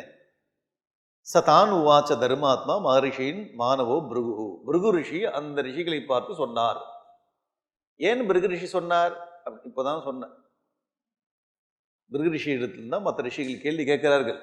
பிருகு மனுவுடைய சாஸ்திரத்தை மற்ற ரிஷிகள் சொல்லிட்டு இருக்கார். ஸ்ரூயிதாம் ஏன தோஷேடம் மிருத்திர் விப்ரான் ஜிகாம் சத்தி, எந்த தோஷத்தினால் இவர்களுக்கு மரணம் உண்டாகிறது, கெடுதல் உண்டாகிறதுன்னு சொல்கிறேன் கேள் அப்படின்னு சொல்றார். அனபியாசையன வேதானாம், வேதத்தை அபியாசம் பண்ணலினா கெடுதல் உண்டாகும், மரணம் உண்டாகும். மரணம்னா கெடுதல், வேற ஒன்றும் இல்லை. எல்லாமே தான் சாக போறோம் ஒரு நாளைக்கு, எல்லாருக்கும் தான் மரணம் உண்டாகிறது. அப்ப இங்க மிருத்யுன்ற கான்டெக்ட்ல என்னன்னா கெடுதல் உண்டாகிறது. அனபியாசையன வேதானாம், வேதத்தை படிக்கவில்லை என்றால், வேதத்தை படிக்க வேண்டியவன் வேதத்தை படிக்கவில்லை என்றால் கெடுதல். ஆச்சாரச வர்ஜனாத், டிசிப்ளின் போனா கெடுதல், வேதம் படிக்கலன்னா கெடுதல். ஆலசியாத்து, சோம்பேறித்தனம், சோம்பேறித்தனத்தாலும் கெடுதல். அன்னதோஷாச்ச, சாப்பிட்ற சாப்பாட்டுனால தோஷம் வருது. மிருத்திர் விப்ரான் ஜிகாம் சதி, இந்த மிருத்யு இந்த பிராமணர்களை, மனிதர்களை, இல்லை குடும்பத்தில் இருக்கிறவர்களை கெடுதலை செய்கிறது. வேதங்களை படிக்காததனால், ஆச்சாரத்தை விடுவதனால், சோம்பேறித்தனத்தினால், சாப்பிடக்கூடாதது சாப்பிடுவதனால் இவர்களுக்கு கெடுதல் உண்டாகிறது. 4 விஷயம் சொல்றேன். வேதத்தை படிப்பதனால், படிக்காததனால் அதை விட்டுருக்கு. ஆச்சாரச்ச வர்ஜனா, ஆச்சாரியம் முன்னாடி சொல்லிட்டார், வேதம் அப்படிப்பட்டு முன்னாடி அத்தியாயத்தில் படிச்சிருக்கு. ஆலசியம், சோம்பேறித்தனம், அதுக்கு ஒரு பெரிய லெக்சர் கொடுக்க வேண்டிய அவசியம். சோம்பேறித்தனம் அவ்வளோதான், இதுல லெக்சர், இது எங்களுக்கே தெரியும். காலையிலேருந்து அப்படி தான் இருக்குது, மதியானம் அப்படி தான், லஞ்சுக்கு அப்புறம், நைட்டு டின்னருக்கு அப்புறம் ஒன்றும் கேட்கக்கூடாது. அது சோம்பேறித்தனமா, ஆலசியா. அன்னதோஷாத், அன்னதோஷத்தை பற்றி இங்கே எக்ஸ்பிளைன் பண்ண போகிறேன், சாப்பிட்ற சாப்பாடு விஷயம். ஓகேவா? வரக்கூடிய இந்த ஸ்லோகங்கள் பூரா அங்கே பாரு. 5வது ஸ்லோகம் லஷுனம். லஷுனம் பூண்டு. புரியுதா ஏன் பூண்டுலாம் சாப்பிட மாட்டாங்கன்னு? லஷுனம் கிருஞ்சனம் சைவ பலாண்டும் கவனானிச்ச அபக்ஷியானி துஜாதீனாம். சாப்பிடக்கூடாத விஷயம் இது. இதில் கிருஞ்சனம் பலாண்டும் கவனானி இதெல்லாம் கொல்லப்பட வேண்டாம். இதெல்லாம் தேடி கண்டுபிடித்து கொஞ்சம் கஷ்டம். லஷுனம் பூண்டு தின்னக்கூடாது, அவ்வளோதான். ஐயோ ஐயோ எனக்கு பூண்டு ஊறுகாதான் நிறைய பிடிக்கும், what should I do, what should I do அப்படின்னு தெரிஞ்சுருந்தா இந்த சாப்டர் மட்டும் ஸ்கிப் பண்ணணும். அதில் மெடிக்கல் டிபார்ட்மெண்ட்டில் அவங்க என்ன சொல்கிறாங்க, இன்னொன்று ஸ்பிரிச்சுவல், 2 ஸ்டாண்ட் பாயிண்ட். இல்லை இது ஒரு மெடிசனாக இருக்கிறது, ஓகே, அது ஸ்பிரிச்சுவல் டெவலப்மெண்ட். அது மைண்டில் என்ன விதமான இம்பேக்ட் கிரியேட் பண்ணுறது, அதனால பார்க்கணும். ஓகேவா? லஷுனம் அது மட்டும் பார்த்தா, அது மட்டும் நீங்கள் அனலைன் பண்ணிங்க. அப்புறம் 8வது ஸ்லோகத்தில் அனிர்தஷாயா கோக்ஷீரம். கோக்ஷீரம் 10 நாளுக்கு முன்னாடி இப்போ ஒரு பசு குட்டி போட்டிருந்தா, கன்று போட்டிருந்தா, அந்த 10 நாளுக்கு முன்னாடி அதை குடிக்கூடாது. அனிர்தஷாயாக கோக்ஷீரம். கோக்ஷீரம்னா பசுப்பா. 10 நாளுக்கு முன்னாடி அதை எடுக்க வேணாம். அது நல்லது. ஐயோ அதில் தானே நம்ம இது எடுப்போம், கேட்க மாதிரி வெட்டி சாப்பிடுவோம், சீம் பால்னு சொல்லுவோம். ஐயோ I like it so much, what should I do now? அது ஏன் அதெல்லாம் இருந்தால் அந்த பசு கண்ணு போட்டு சில பாடியில் கூடிய விஷயங்கள்லாம் வெளில போகும், க்ளீன் ஆகணும். இல்லை அதனால் ஒரு 10 days கொடுத்துருக்காரு க்ளீன் ஆகிறதுக்காக. இதெல்லாம் சிம்பிளாக புரியுது. பசு கண்ணு போட்டு 10 நாளுக்குள்ளே அந்த பாலை பயன்படுத்த வேண்டாம்னு ஏன் சொல்கிறாங்கன்னா, அது ஒரு வாஷ் பண்ணி வெளில போன எல்லாமே. அதனால் இப்போ புதுசாக ஒரு நதி கிளம்பி வருதுன்னா, நதியில் புது தண்ணியில் குளிக்கூடாதுன்னு ஏன் சொல்கிறாங்க? ஏற்கனவே நிறைய அந்த மணல் ஹீட்டில் இருக்குது, தண்ணி சில்லுன்னு இருக்குது, இது சேர்ந்து நம்ம போய் குளிச்சு, ஏற்கனவே நம்ம பாடி ரொம்ப ஸ்ட்ராங்கு, இதில் விழுந்துட்டோம், அவ்வளோதான், எழுந்துக்க முடியல. எங்கே எழுந்துக்கு அது ஏதோ அஃபெக்ட் ஆகிடும். அதனால் புது தண்ணியில் குளிக்காதுன்னு சொல்கிறாங்க பாருங்க. இதெல்லாம் ஏதோ ஒன்று இருக்குது உள்ள, இதனால சொல்கிறாங்க, இந்த ரீசனால சொல்கிறாங்க. 10 நாளுக்கு முன்னாடி, 10 நாளுக்கு பிறகு பயன்படுத்தல, 10 நாளுக்கு முன்னாடி பயன்படுத்தாத. அதே ஸ்லோகத்தில் கடைசியில் பாருங்க, விவசாயாஸ்ட யோக் பய கோபயா. பயகா அப்படின்னா இங்கே பால். கன்றுக்குட்டி இல்லாத பசுக்கிட்ட இருந்து இந்த பால் குடிக்கிறது கொஞ்சம் கஷ்டம். கன்றுக்குட்டி இருக்கக்கூடிய பசுவுடைய பால் பயன்படுத்துறது தான் விசேஷம். அதுவும் 10 நாளுக்கு அப்புறம் பயன்படுத்தணும். இன்னும் ரூல்ஸ் அண்ட் ரெகுலேஷன் எங்கெங்கெல்லாம் போய் பேசுகிற பாருங்க, ஒரு டாபிக் விடலை. எங்கள் வீட்டில் நாங்கள் பாம்பேயில் 25th floorல இருக்கிறோம். நாங்கள் இந்த பசு பார்த்ததே கிடையாது.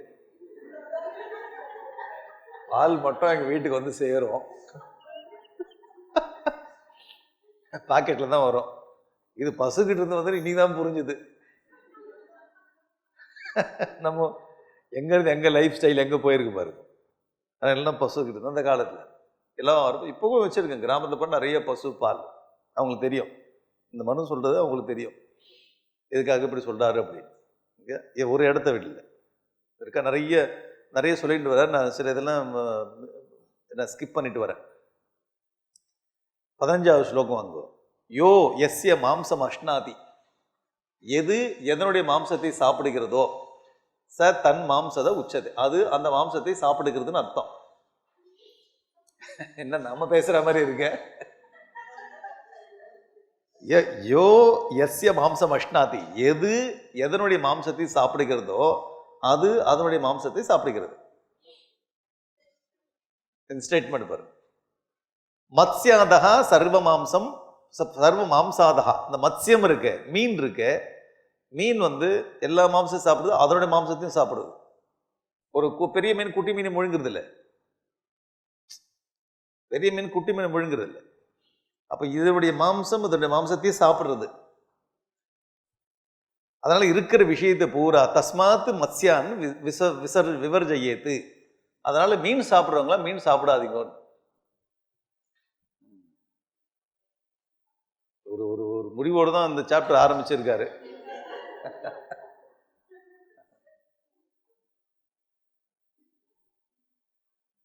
ஒரு கல்ச்சுரல் ஆங்கிள், ஒரு ஸ்பிரிச்சுவல் ஆங்கிள். இதெல்லாம் சாப்பிட்டா நல்லதுன்னு மெடிசன் சொல்றது, அது அது அது ஒரு ஒரு ஆங்கிள். அது யாருக்கெல்லாம் இது வேணுமோ அதை எடுத்துக்கலாம், யாருக்கு வேணாமோ அதை விட்டுலாம், ஒன்றும் இல்லை, சிம்பிள். இது ரீசன் சொல்றார். எது எதனுடைய மாംசம் சாப்பிடுதோ அது அதனுடைய மாംசம் சாப்பிட்டுக்குது. இந்த மீனை பொறுத்தவரையும் மற்ற மிருகங்கள் இப்போ புலியுடைய இது சாப்பிடாது, அது வந்து வேற ஒன்று சாப்பிடும், அதே அதனுடைய மாംசம் சாப்பிடாது. இந்த மீனை பொறுத்தவரையும் இந்த பெரிய மீன் குட்டி மீன் முழுங்கிட்டு, இந்த மாதிரியா இருக்கக்கூடிய விஷயங்களை அவாய்ட் பண்ணிக்கோன்னு சொல்றாரு. இது வேணாம், இது விட்டுருங்க, இந்த மாதிரி ஒரு விஷயம் இருக்குன்னு சொல்ல வந்தது, அதெல்லாம் வேணா விடுங்க. இந்த 17வது ஸ்லோகத்தில் ஒரு லைன் இருக்கு. ந பக்ஷயேத்து ஏகச்சரம் அஜ்ஞாதாம் மிருகத்விஜானு. தெரியாத மிருகங்களையும் தெரியாத பட்சிகளையும் அடித்து சாப்பிட வேண்டாம்னு சொல்றாரு. டாபிக் நல்லா இருக்க, இப்பதான் விறுவிறுப்பா இருக்கு.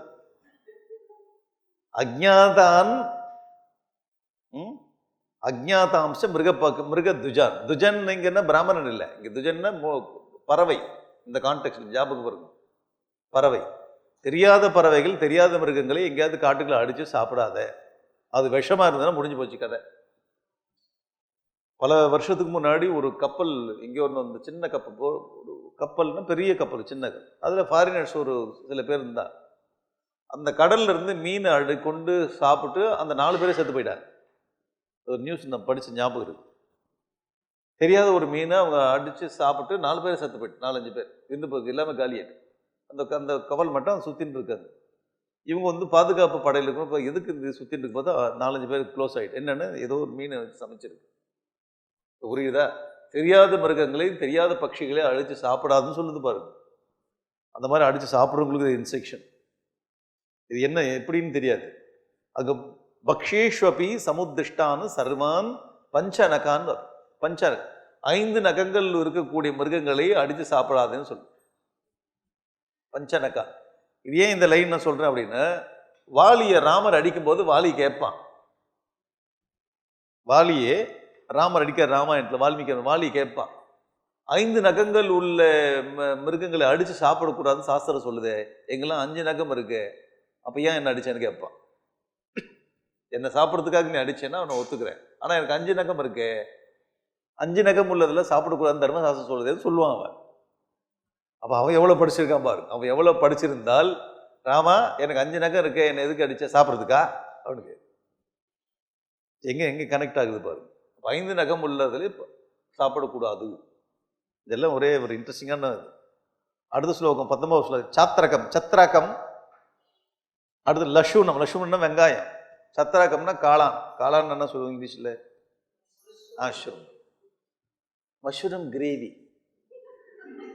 மஷ்ரூம் 65. இப்ப டாப் கிளாஸ் எந்த ஹோட்டலில் பண்ணல மஷ்ரூம் தான் ஃபர்ஸ்ட். சத்திரம் கொடை, சத்திரனா கொடைன்னு சொல்றது, இந்த காளான் கொடை மாதிரி தான் இருக்கு.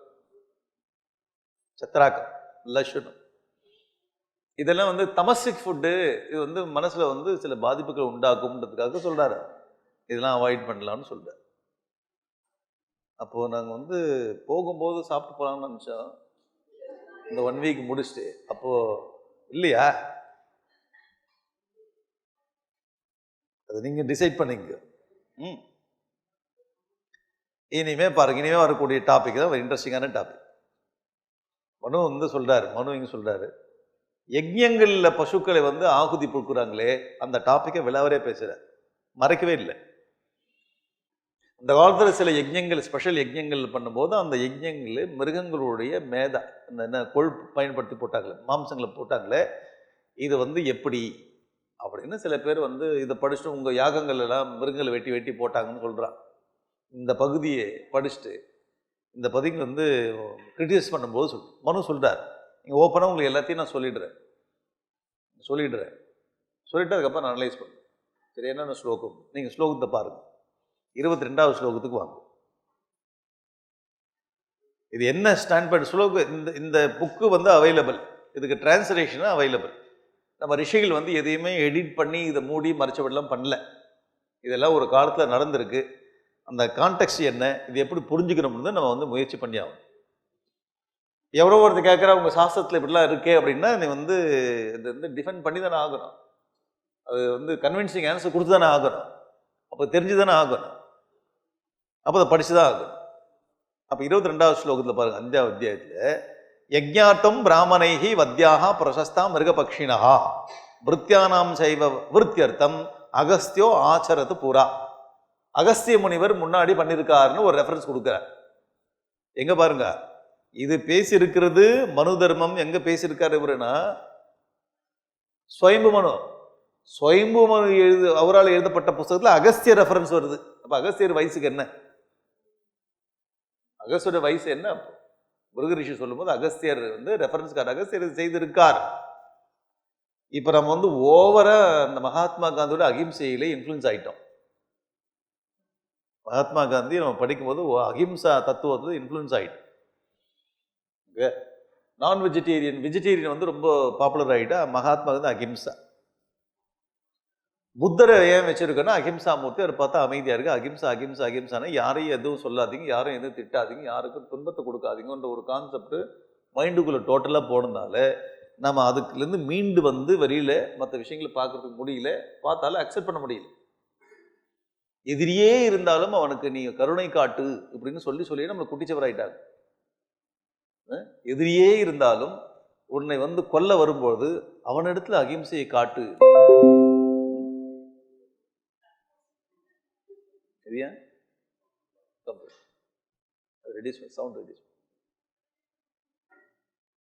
புரியுதா?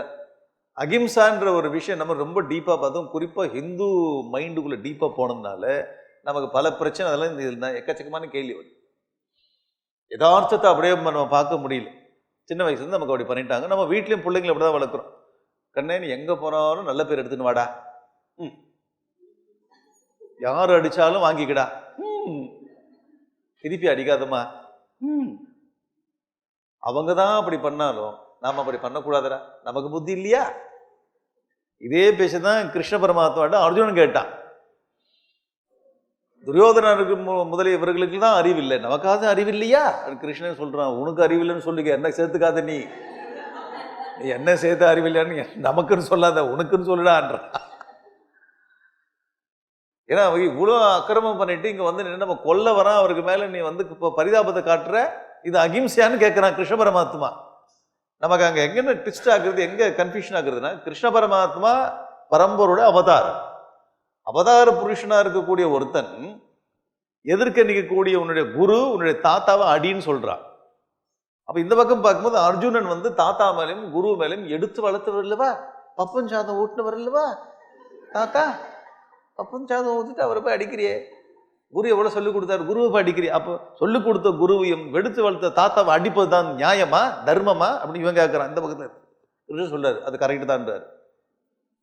அது எப்படின்னு நம்ம கேள்வி வருது இல்லை? அது எப்படின்னு அந்த சூக்ஷ்மம் புரிஞ்சுக்கும் போது தர்மத்தோட சூக்ஷ்மம். அவ எல்லாம் ஒன்னா சேர்ந்து வாழும்போது இப்ப ராகத்வேஷத்தோடு அடிக்கல அர்ஜுனன். இது எனக்கு இந்த குருவை ஏற்கனவே பிடிக்கலன்னா ஒருத்தன் சான்ஸ் பார்ப்பான், இவரை நான் அடிச்சே ஆகணும். ஆரம்பத்துல இருந்து ஓவரா ஹோம்ஒர்க் கொடுத்தாரு, என்ன பாக்குறதுல அடிச்சாரு. கிருஷ்ணா நீ சொல்லலினாலும் இவன் அடிப்பேன். இது எப்படி? இதை ஏற்கனவே அதர்மத்துல இருக்கான், அவனை போய் நீ அடின்னு சொல்ல முடியும். தாத்தா ஏற்கனவே மற்றவங்களும் வாங்கி கொடுத்தாரு, தாத்தா எனக்கு எதுவுமே வாங்கி கொடுக்கல, ஒரு ஐஸ்கிரீம் கூட வாங்கி கொடுக்கல. கோன் ஐஸ்கிரீம் கேட்டேன், அப்போ எனக்கு சிப்ஸ் வாங்கி கொடுக்கல, லேஸ் வாங்கி கொடுக்கல, ஒன்றும் வாங்கி கொடுக்கல. இவரு அடிடா, நல்ல சான்ஸ் போட்டு அடி. கிருஷ்ணா நீ சொல்ல வேணாம், இந்த சான்ஸ் நானே பார்த்துருக்கேன், I welcome this chance, I will hit. இது தர்மமா? இவன் பூஜார்ஹா வரி சோதன, பூஜைக்கு உரியவர்கள், துவேஷம் இல்லை. இப்பயும் இந்த குரு நமஸ்காரம் பண்ணா தாத்தா ரெண்டு பேரும் அன்பு வச்சுக்கோ, ஆனா அடின்றான். என்னடா அது வித்தியாசமா இருக்கு, அன்போட அடின்றான். ஓ அன்போட அடிக்கலாமா? இப்ப நம்ம அடுத்தது ஒரு பிராக்டிகல் லைஃப், அன்பு இருந்தா அடிக்கலாமா? எங்க நிக்கிறான் இவன், யாரு, என்ன செய்யணும், இவன் என்ன செஞ்சுட்டு இருக்கா, இவனோட குழப்பத்தை எப்படி போக்குறது, எவ்வளோ லேயர்ஸ் இருக்கு பாருங்க. அப்ப கிருஷ்ண பரமாத்மா அர்ஜுன இடத்துல உன்னுடைய தாத்தாவையும் குருவையும் அந்த இடத்துல அடிக்கிறது தான் சிறப்பு. சொந்த பந்தங்களை அடிச்சு வந்து இல்லாம பண்ண, அதான் நியாயம், அதான் தர்மம் சொல்றேன். அப்ப தர்மத்தோட ஸ்டாண்ட் வந்து ரொம்ப புரியுறதுக்கு கஷ்டமா இருக்கு. எடுத்த உடனே அது புரிஞ்சிக்க முடியல. எடுத்த உடனே இது தப்பு, இது ரைட் அப்படின்னு சொல்லுவேன். அர்ஜுனன் இது சீதையை வந்து அக்னி பிரவேசம் பண்ணால் ராமர் அமைதியா இருக்கார். ராமர்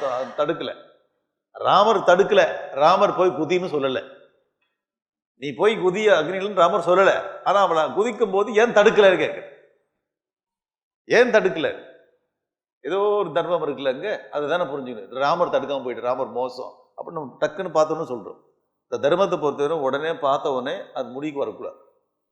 அதை அனலைஸ் பண்ணி எந்தெந்த சுச்சுவேஷன் யாருக்கு எப்படி, பல ஸ்டாண்ட் பாயிண்ட்டுக்கு பல அனாலிசிஸ்க்கு அப்புறம் தான் ஒரு முடிவுக்கு வரும், எது தர்மம் எது அதர்மம் அப்படின்னு. இப்போ அகஸ்திய ரிஷி இதெல்லாம் எதுக்கு இந்த பேக்ரவுண்டு கொடுக்குறாருன்னா தர்மத்தை டக்குன்னு புரிஞ்சு பார்க்கும்போது அப்படி இருக்கும். அப்போ அகிம்சை அப்படின்னா எந்த உயிரையும் சாகடிக்காமல் இருக்கிறது அகிம்சை. வீட்டில் பாம்பு, நல்ல விஷ பாம்பு வருது, குழந்தைய கடிக்க போகுது, குழந்தை வச்சுருக்கோம், அந்த இடத்துல வந்து அகிம்சையை பார்த்து நீங்கள் கட்டு வீரனை அப்படியே விட்டுருவீங்களா? எப்படி ஹேண்டில் பண்ணுறது? எது முக்கியம் எது முக்கியம் இல்லைன்னு இருக்குல்ல. குழந்தையோட கொசு அப்படியே முச்சிரு, கொசு முக்கிறது. உடனே நீங்கள் அதை அகிம்சை கொசு போய் அடிப்பீங்களா?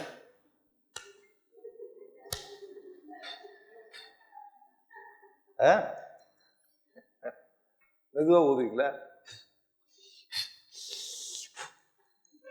அடிச்சு இல்லாத பண்ணியா என்ன? ஒரு கொசு உள்ளுக்குள்ள வரக்கூடாது. அகிம்சைன்றதை ரொம்ப ஓவரா நம்ம வந்து பாராட்டிட்டோம்.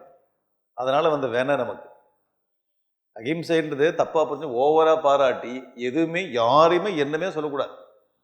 அதனால நம்ம வீட்டில் இருக்கிற பொன் பிள்ளைங்க எங்கேயாச்சும் வாழை போச்சுன்னு வச்சுங்களேன், எங்கேயாச்சும் வாழை போச்சுன்னா அவன் வந்து அந்த வீட்டில் இதில் போட்டு அடி அடின்னு நொறுக்குறாங்க, அதை திட்டுறாங்க, என்னென்னமோ குடும்பப்படுத்துறாங்க. இதெல்லாம் சப்ரஸ் பண்ணி உட்காந்துட்டு, ஏமா நீ உட்காந்து என்கிட்ட ஏன் சொல்லலைன்னா அகிம்சையை ஃபாலோ பண்ணலாம். நீயும் அகிம்சையும் இது எப்படி? நீ போகிற இடத்துல வந்து தேவையில்லாமல் உன்னை சப்ரஸ் பண்ணுறான், தேவையில்லாமல் திட்டுறான், உனக்கு போட்ட எல்லா நகையும் எடுத்துட்டான், ஏமாத்துறான், உன்னை ஒரு வேலைக்கார பொண்ணு போல அடிமையாக நடத்துகிறான். இது அகிம்சையா? இது கராத்தே சொல்லி கொடுத்துல அமைச்சிருக்கணும் நம்ம பிள்ளைங்க. உங்களுக்கு புரியுது எது அகிம்சைன்னு? யார் என்ன தப்பு செஞ்சாலும் அதை அப்படியே தாங்கி கொண்டு அப்படியே இருக்கிறது அகிம்சை. நம்ம கான்செப்ட் ஆஃப் அகிம்சை வந்து வேற எதுவும் போயிட்டு. கிருஷ்ண பரமாத்மாவோட பகவத்கீதை ஃபர்ஸ்ட் அத்தியாயத்தை படிச்சு செகண்ட் அத்தியாயத்தோட ஆன்சர் பார்த்தாலே அகிம்சை கான்செப்ட் புரிஞ்சிடும். துவேஷத்தோடு ஒருத்தர் அழிக்கணும்னு நினைக்கிறோமே அதுதான் ஹிம்சை. துவேஷம் மனசுக்குள்ள துவேஷம் ஏற்பட்டு அழிக்கணும்னு நினைக்கிறது ஹிம்சை. மற்றபடி எந்தெந்த இடத்துல யார் யாரே என்னென்ன எப்படி எப்படி ஹேண்டில் பண்ணணுமோ எல்லாம் அகிம்சை தான். இப்ப இங்க பாருங்க, இந்த ஸ்லோகத்துல யஜ்ஞார்த்தம் பிராமணைஹி வத்யா பிரசஸ்தா மிருகபக்ஷினஹா.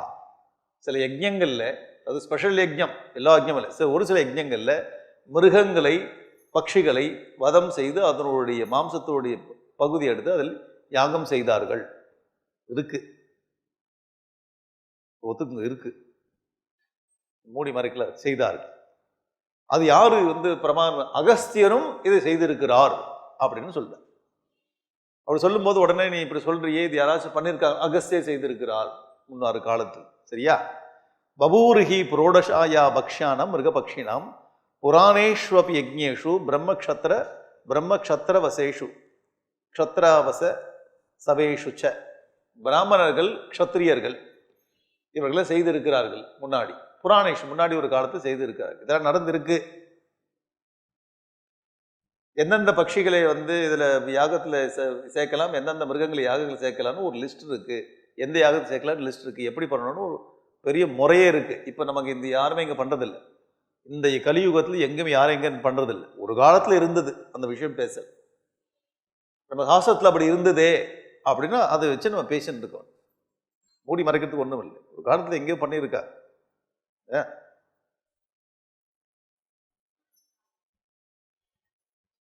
இதாச்சா, இந்த டாபிக் ஆச்சா, இது அப்படியே இந்த மாதிரி விஷயங்கள் நடந்திருக்குன்னு சொல்றது. கண்டினியூ பண்ண மேல. எதுக்தம் துஜாதீனம் பக்ஷ்ய அபக்ஷ்ய அசேஷதா. எது சாப்பிடணும் எது சாப்பிடக்கூடாதுன்ற விஷயத்துல மாம்சஸ்ய அத்தஹா பிரவக்ஷாமி விதிம் பக்ஷ்ய வர்ஜனை. எப்படிப்பட்ட மாம்சங்களை சாப்பிடலாம், ஏன் மாம்சங்களை சாப்பிடக்கூடாதுன்றதை நான் இன்னும் விலாவரியா சொல்றேன்ற.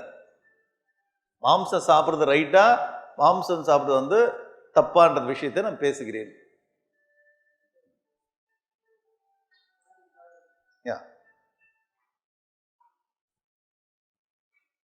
சரியா? Right right. இந்த ஸ்லோக நம்பர் 26, 22, 23, 26க்கு வாங்க. 24 வேண்டாம், 25 வேண்டாம், 26 வேணாம், 27க்கு வாங்க. 27 கடைசி லைன் ஒரு பிராணானாம் ஏவ ச அத்தியே. எங்க மாம்சம் சாப்பிடணும்னா உயிர் போற இடத்துல மாம்சம் சாப்பிட்டு உயிரை பாதுகாத்துக்கோன்னு சொல்லிட்டு 27வது ஸ்லோகத்துல பிராணானாமேவ சாத்தியே, பிராணன் போகின்ற நேரத்தில் நான் ஏதாச்சும் சாப்பிட்டு உயிர் வாழணும்னு ஒரு நிலை வந்தால், அந்த மாதிரி இருக்கக்கூடிய நிலையில மாம்சம் தான் இருக்கு வேற இல்லைன்னா அதை சாப்பிட்டு உயிரை காப்பாத்திக்கோண்டு ஆபத்தர்மம். மாம்சம் சாப்பிட்ற எங்க உயிர் போகிற நேரத்தில் அந்த மாதிரி ஒரு சுச்சுவேஷன் அப்படி கிடைச்சா சாப்பிடு, தப்பு இல்லை. இதையே எடுத்துக்கொண்டு இதையே பொழப்பா எனக்கு காலையிலேருந்து சாயங்காலம் வரையும் பிராணம் போறா போலே இருக்கு, எனக்கு வடிச்சு வடிச்சு கொட்டுங்கோ அப்படின்ற மனுஷன் கான்டெக்ட் வந்து பாருங்க எவ்வளவு ஹைலி ப்ராக்டிக்கல் டெக்ஸ்ட். இந்து தர்மம் எல்லாம் ரொம்ப ப்ராக்டிக்கல். பேச போற டாபிக்லாம் வெரி ப்ராக்டிக்கல்.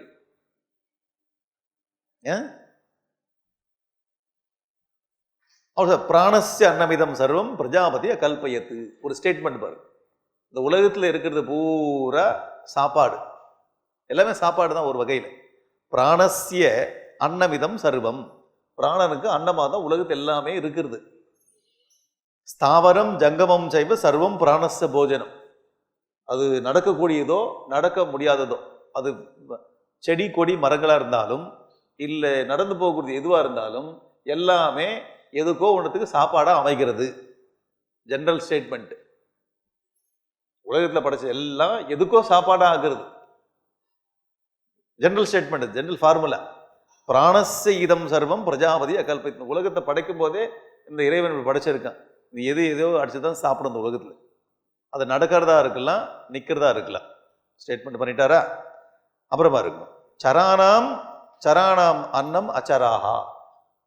எது இதெல்லாம் நடக்கிறதோ நடக்கக்கூடியதெல்லாம் நடக்க கூடாததை சாப்பிடுது. பசு எல்லாம் புல்லு சாப்பிடுது. சராணாம் அன்னம் அச்சராகா, நடக்கக்கூடியதெல்லாம் நடக்க முடியாததை சாப்பிடுது. நம்ம வீட்டில் பசங்கள்லாம் நடக்கக்கூடிய பசங்கள்லாம் கொய்யா மரம் நடக்காம இருக்கு, கொய்யா பழத்தை அடிச்சு சாப்பிடுது. அவன் நடக்கக்கூடியதுல நடக்க முடியாம இருக்குதான் அடிச்சு சாப்பிடுறது. தம்ஷினாம் தம்ஷினாம் அதம்ஷினஹா. பல்லு இருக்கிறது, பல்லு இல்லாத அடிச்சு சாப்பிடுது. தம்ஷினா இந்த பல்லு கோரப்பல். பல்லு இருக்கிறது, பல்லு இல்லாத அடிச்சு சாப்பிடுறது. உலகத்துல பாருங்க நிலையே. அஹஸ்தாஸ்ச சஹஸ்தானம், கை இருக்கிறதுனா கை இல்லாத அடிச்சு சாப்பிடுது. சூரானாம்ச பீரபகா, எவன் வெயிட் உள்ளவனா இருக்கிறானோ அவன் வெயிட் இல்லாதவனா அடிக்கிறான். நம்ம வீட்டில் நடக்கிற கேஸ் தான், நம்ம ஆஃபீஸில் நடக்கிறது தான்.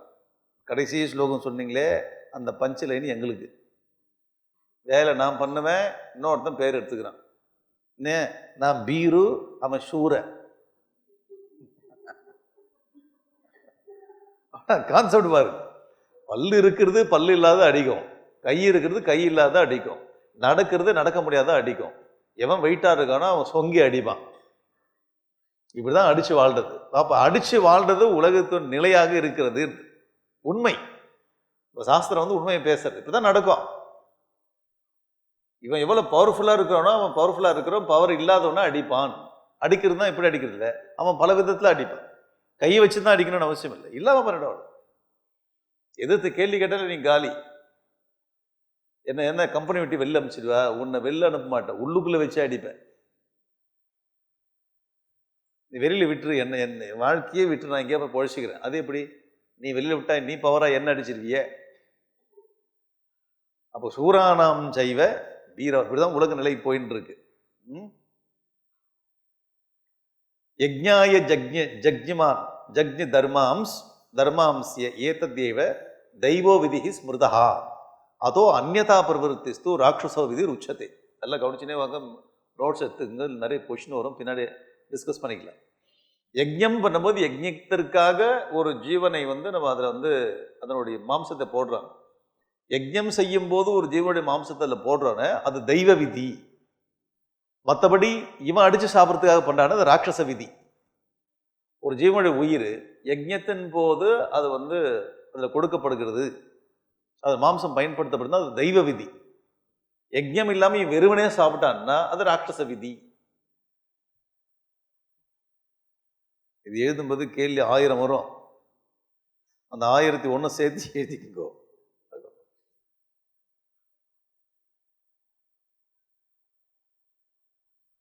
நான் அத்யாத்து அவிதினா மாம்சம் விதிஜ்ஞோ அனாபதி துஜகா. விதி இல்லாம அந்த மாம்சத்தை விதி இல்லாம மாம்சத்தை சாப்பிடக்கூடாது.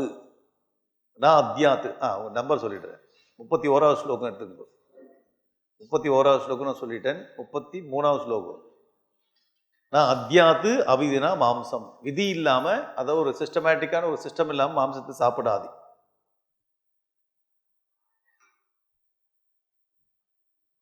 ஆபத்து காலத்துல சாப்பிடக்கூடாது.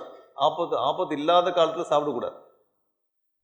ஆபத்தே வரல, உயிருக்கு ஆபத்து வரல, சும்மா மாம்சம் சாப்பிடணும் சாப்பிடக்கூடாது. அப்புறம் விதியோடு தான் மாம்சம் சாப்பிடணும், விதி இல்லாமல் மாம்சம் சாப்பிடக்கூடாது.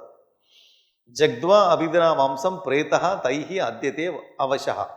யாராச்சும் ஒரு மனிதன் விதி இல்லாத தேவையில்லாம மாம்சத்தை சாப்பிட்டான் என்றால் பிரேதா செத்து போன பிறகு தைஹி அத்தியதே அவசா. எந்தெந்த மாம்சம்லாம் சாப்பிட்டானோ அந்த ஜீவராசிகளும் நரகத்தில் அவனை பிடிச்சி சாப்பிடும். ரெண்டு ஸ்லோகத்துக்கு முன்னாடி நல்லா இருந்தது, திடீர்னு ஒரு ட்விஸ்ட் ஆயிட்டே. இப்படி அப்படியே மாற்றி மாற்றி சொல்லுவார் பாருங்களேன். இப்போ அவர் கடைசியில் சாப்பிடலாம்னு சொல்கிறாரா இல்லை சாப்பிடக்கூடாதுன்னு சொல்கிறார்? அதை சொல்லுங்க. இன்ட்ரெஸ்டிங்கான பகுதி. விதி இல்லாமல் எந்த விதமான மந்திர உச்சாடனம், இந்த ஹோம ஜபங்கள்லாம் இல்லாமல் எவனோ ஒருத்தன் சாப்பிடுகிறானோ, ஆபத்து வந்த காலத்தில் தான் சாப்பிடணும். ஆபத்து இல்லாத நல்லா இருக்கும்போது சாப்பிட்றானோ, இதெல்லாம் சாப்பிட்டு கொண்டே ஜக்த்வா அவிதினா மாம்சம். விதி இல்லாமல் ஒரு தேவையில்லாத ஒரு மிருகத்தை கொன்றாலோ இவன் இதெல்லாம் தவறு.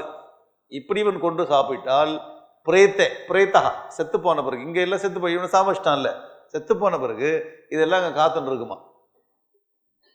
வாமா வா, யாரு நீங்கெல்லாம் என்ன வரவேற்கிறதுக்காக காத்துட்டு இருக்கீங்களோ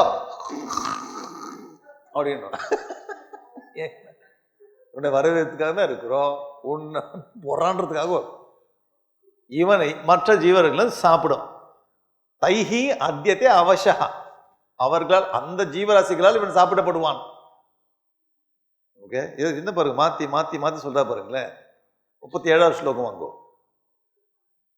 37வது ஸ்லோகம் ரொம்ப இன்ட்ரெஸ்டிங்கான பகுதி. இவ்வளவு சாஸ்திரங்கள் சொல்றதெல்லாம் படிக்காம விட்டுமா நம்ம? 37வது ஸ்லோகம் பாருங்க. குர்யாத்து கிருத பசும். ஒருவேளை உங்களுக்கு சாப்பிடணும், மாம்சம் சாப்பிடணும்னு ஆசை இருந்தா கிருதம் நெய்யால செஞ்சு அதை சாப்பிடுன்றார். நெய்யால ஒரு பூனை செஞ்சுக்கோ, நெய்யால ஒரு மானை செஞ்சுக்கோ. நெய் கிருத பசும். கிருத பசும் சங்கே குர்யாத்து பிஷ்ட பசும். இல்லை மாவுல செஞ்சுக்கோ, கோதுமாவு மைதா மாவு. பிஷ்ட பசும் நெய்யால செஞ்சுக்கோ, இல்லை மாவால செஞ்சுக்கோ. நத்வேவது விருதாஹந்தும். தேவையில்லாம ஒரு ஜீவனை சாகடிக்கூடாது. சாப்பிடணும்னு ஆசை இருந்தா இந்த மாதிரி செஞ்சு சாப்பிடு. பசும் இச்சேத்து கதாச்சன. ஒரு ஒரு ஒரு மிருகத்தை அடிச்சு சாப்பிடக்கூடாது. எனக்கு மாம்சம் சாப்பிடணும்னு ஆசையா இருக்க, ஒரு 4 கிலோ மைதாமா வாங்கிடுவா. ஏன் 4 கிலோ மான் கறி சாப்பிடும்? ஏன்னாலே இந்த ஒரு சில நாயை பார்த்தா எனக்கு நாய் போல பண்ணிக்கோ, தப்பு இல்லை, பண்ணிக்கோ. எந்த விதத்தில் எனக்கு பூனையை சாப்பிடணும்னு ஆசையா இருக்கு. எலி, பிக் எலி, என்ன வேணாலும் பண்ணிக்கோ. பசு என்ன பிஷ்ட பசும் கிருத பசும் செஞ்சு சாப்பிடு. என்ன பாருங்க, உங்க ஆசை இருக்கப்ப இந்த ஆசையே படக்கூடாதுன்னு புத்தருடைய கண்டிஷன். இங்க அப்படி இல்லை. உனக்கு அப்படி தோணுச்சுன்னா அப்படி செய்யுந்த ஒரு வழி கொடுக்காதுல்ல, அவுட்லெட். எவ்வளவு பிராக்டிக்கலா இருக்கு பாருங்க சாஸ்திரம், எவ்வளவு பிராக்டிக்கல் பாருங்க. சரி, பசு நான் இல்லை, இப்பெல்லாம் பெரிய இதெல்லாம் கிடைக்கிறது, இந்த பழங்கள்லாம் கிடைக்கிறது பாருங்க. இந்த மெலாம்பழம்லாம் கிடைக்கிறதுல, வாட்டர் மெலன், அதுலயே செஞ்சு அதை சாப்பிடு. இது எக்ஸ்டெண்ட் பண்ணிக்கலாம். மெலாம்பழத்தில் செய்ய, எதில் வேணாலும் செஞ்சுக்கோ. உருளைக்கிழங்கு, பெரிய உருளைக்கிழங்கு வாங்கு, அதை சீவி யானை மாதிரி பண்ணிடு, அதை சாப்பிடு. அவ்வளோதான்.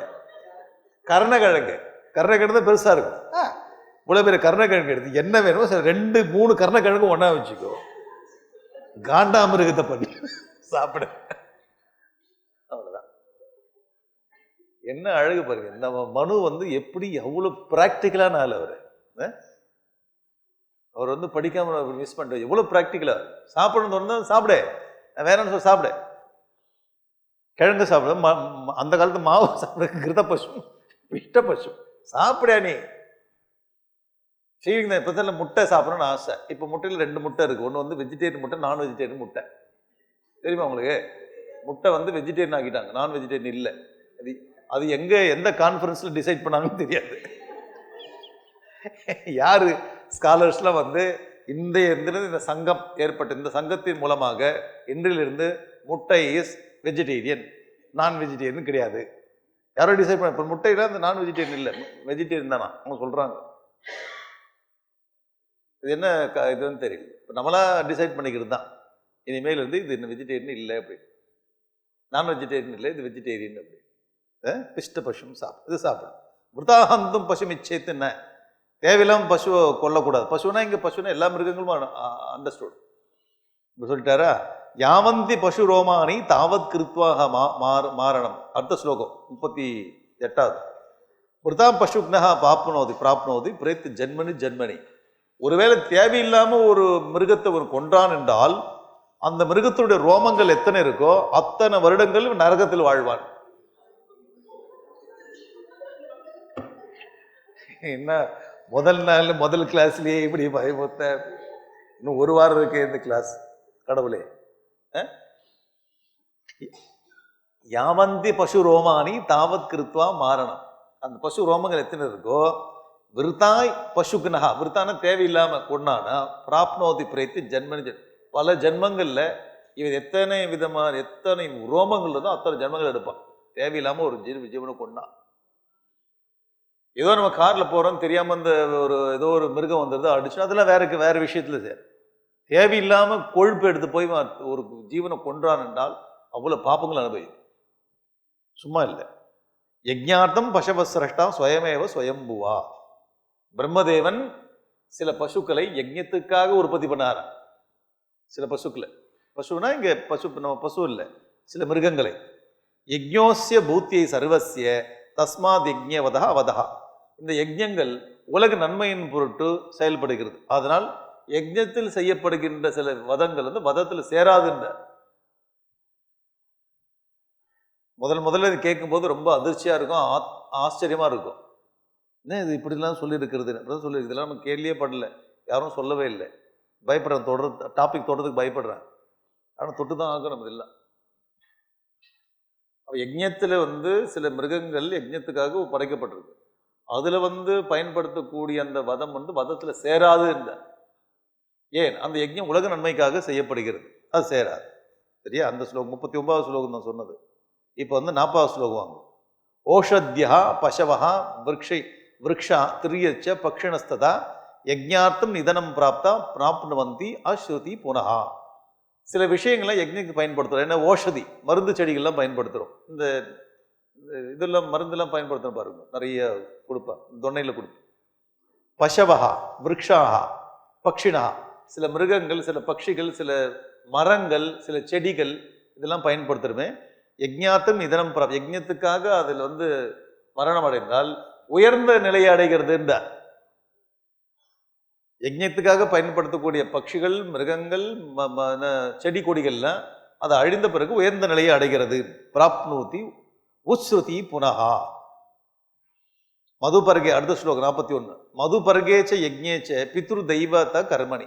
பித்ருக்களை பூஜிப்பதற்காகவும் தெய்வங்களை பூஜிப்பதற்கும் அத்தைவ பசவஹா ஹிம்சியா நான் அந்நியத்திர இத்தி அப்ருவன். அங்கங்கெல்லாம் பயன்படுத்தலாம் தெய்வ பூஜை, பித்ரு பூஜை. அந்த ஃபேமிலியில் அந்த செத்து போயிட்டாங்க, அவர்களுக்கு பூஜை பண்ணுறதுக்காக சில படையெல்லாம் பண்ணுறாங்க. அந்த இடத்துல ஓகே, இது அப்பர் வீத் மனு சொல்லியிருக்காரு, மற்ற இடத்துல பண்ணக்கூடாதுன்னு. அவள் எல்லா இடத்துலையும் அடித்து சாப்பிட்றதுன்றது விதி இல்லை, அது பண்ணக்கூடாது. தேவையில்லாம ஒரு மிருகத்தை அடிக்கக்கூடாது. அப்ப எங்கெங்கெல்லாம் அது அலோட் அப்படின்னு பண்ணிருக்க, ஒரு நியதியை ஏற்படுத்தியிருக்கார். இதை செய்யலாம்ன்றதுக்கு நியதி இருக்கிறது, அதை செய்யக்கூடாதுன்றதுக்கும் சொல்லியிருக்கார். தேவையில்லாம நீ அடிச்சானா இத்தனை ஜென்மங்கள் அடிப்ப, அதே மிருகங்கள் உன்னை பழி வாங்குறதுக்கு நரகத்தில் இருக்கும்னு சொல்லிட்டார். தேவையில்லாம. அப்ப எந்த இடத்துல வந்து அலோடு, எந்த இடத்துல நாட் அலோடு.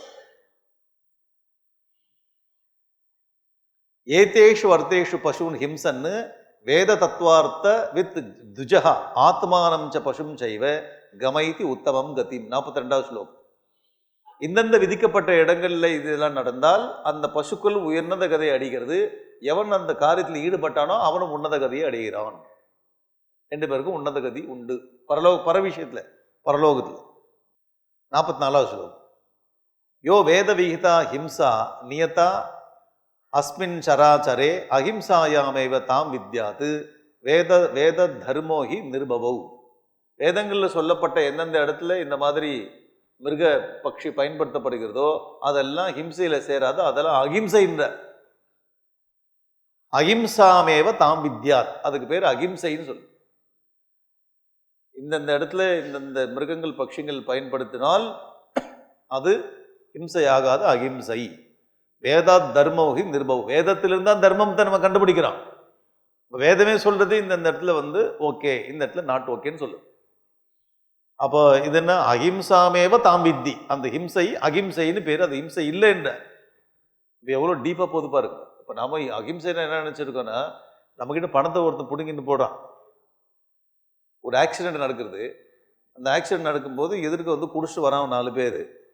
காரில் வரவங்க அவன் மேலே மோதக்கூடாதுன்னு பள்ளத்தில் போய் விழுறாங்க. குடிச்சிட்டு வந்தவன் அப்புறம் அந்த காரை அடித்து உள்ளுக்குள்ளே இருந்து பணத்தெல்லாம் எடுத்துன்னு போயிட்டான். பணத்தை எடுத்துன்னு போயிட்டான். அவன் செல்ஃபோனும் எடுத்துன்னு போயிட்டான். அப்போ இவங்க என்ன பண்ண, போலீஸ் ஸ்டேஷன் போயிட்டு, ஐயா என் பணம் போனாலும் பரவாயில்ல, அவங்க என்ன பண்ணாலும் பரவாயில்ல, என் செல்ஃபோன் மட்டும் கொடுக்கணும்னு கேட்குறேன். செல்ஃபோனில் எனக்கு வந்து ஜீவிதம் போயிடும். ஏன்னா பணம் போனால் பரவாயில்ல, அவங்களை ஒன்றும் பண்ணது. இது அகிம்சையா? இது இவன் தப்ப இவன் அடிச்சிட போறோன்னு நம்ம வந்து இவனுக்கு ஒதுங்கி போனா இவன் இப்படி பண்ண அவனுக்கு பனிஷ்மெண்ட்லாம் கொடுக்கணும். அந்த பனிஷ்மெண்ட் இம்சைன்னு எப்படி நீ வந்து கருத்து சொல்றாங்க? இதே போல எத்தனை பேர் அவன் படத்துல தள்ளுவான். அந்த தப்புனா அதுக்கு வந்து பனிஷ்மெண்ட் ஹிம்சை தான். அது ஹிம்சை இருந்தா அகிம்சை. அது ஹிம்சை இல்லை, அகிம்சை. ஏன் இருக்கிற காப்பாற்றணும். இதுதான் நம்முடைய கான்செப்ட் ஆஃப் அகிம்சை.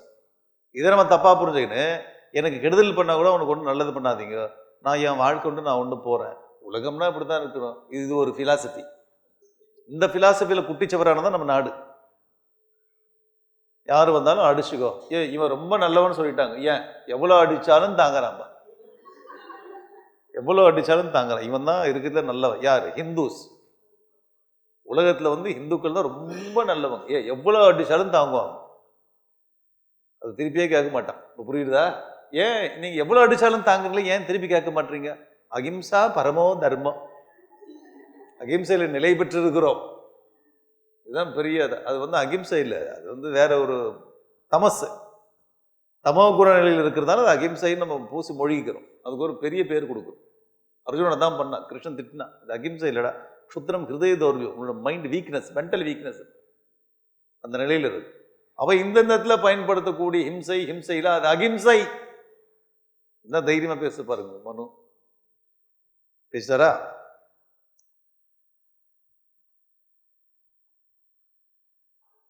யோ அஹிம்சகானி பூதானி ஹினஸ்தி ஆத்ம சுகேச்சையா. இப்ப அடுத்த ஸ்லோகம் 45வது ஸ்லோகம் மாத்தி மாத்தி பேசுறாரு. யோ அஹிம்சகானி பூதானி. ஒரு ஜீவன் போயிட்டு இருக்கா, அந்த ஜீவன் தேவையில்லாம அந்த ஜீவனை வந்து ஹினஸ்தி, அந்த ஜீவனை அடிக்கிறான்னு ஹிம்சை பண்ணான்னு வச்சுங்களேன். ஆத்ம சுகேச்சை, தான் நாக்குல நல்லா இருக்கணும், நாக்கு நல்லா டேஸ்டா இருக்கணும், நான் திடகாத்தமானதுக்காக தேவையில்லாம ஒரு ஜீவனை அடிச்சு சாப்பிட்டான்னு ஜீவம்சம் மிருதச்சைவ, அவன் உயிரோடு இருந்தாலும் செத்தவனுக்கு சமம். நான் கொச்சி சுகமேது, அவன் சுகத்தை அடைய மாட்டான். தான் நல்லா இருக்கணுன்றதுக்காக ஒரு ஜீவனை அடிச்சு சாப்பிட்டான்னா அவன் நல்லா இருக்க மாட்டான்னு சொல்றாரு. சரி, என்ன ஒருவேளை ஸ்லோகங்களை மாற்றி மாற்றி வச்சுருக்காங்களோ? அந்த ஸ்லோகத்தில் பண்ணலான்றாரு, இந்த ஸ்லோகத்தில் வேணான்றாரு, இந்த ஸ்லோகத்தில் முடியலன்றாரு. இது என்ன மாற்றி மாற்றி வருது? நை ஹிம்சகானி பூதானி அஹிம்சகானி பூதானி. ஜீவராசிகளே ஹிம்சை பண்ணாது, அகிம்சையோடு நடத்து. ஹினஸ்தி ஆத்ம சுகேச்சையா, தான் நல்லா இருக்கணுன்றதுக்காக ஒரு ஜீவனை அடித்து சாப்பிட்டான்னா ஜீவம்ச்ச மிருத, உயிரோடு வாழும் போதும் சத்தத்துக்கு சமம். ந கொச்சித்து சுகம், அவன் ஒரு நாளும் சுகத்தை அடைய மாட்டான்.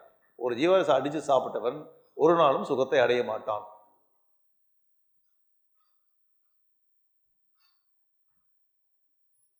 இன்னும் ஸ்லோகங்கள் இருக்கா இல்லையா? முடிஞ்சு போச்சா? போயின்னு இருக்கு, ஒரே டைரக்ஷன் போகுது, மாற்றி மாற்றி போகுது, ஜிக்ஸாக்கா.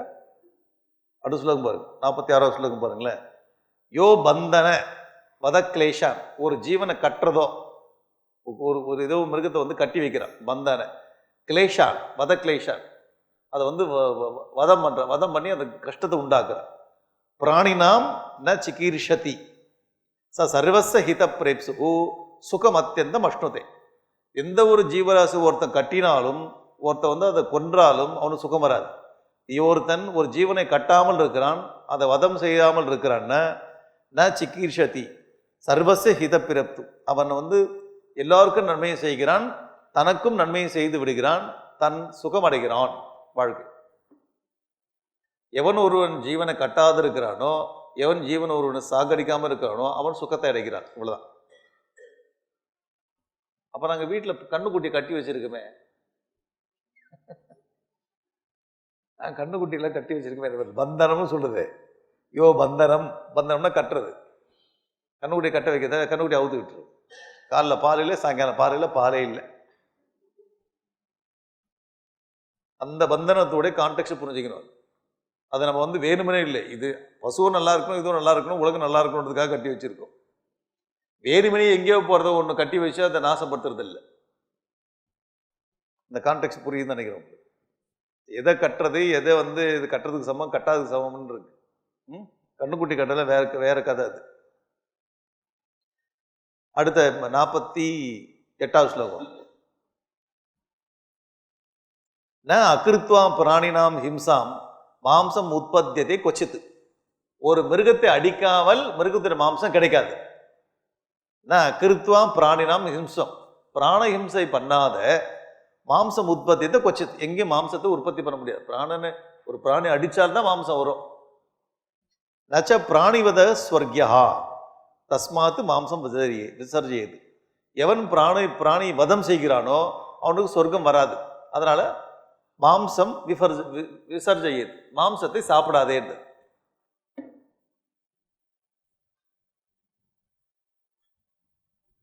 இந்த ஒரு வாரம் பூரா இப்படிதான் இருக்குமோ?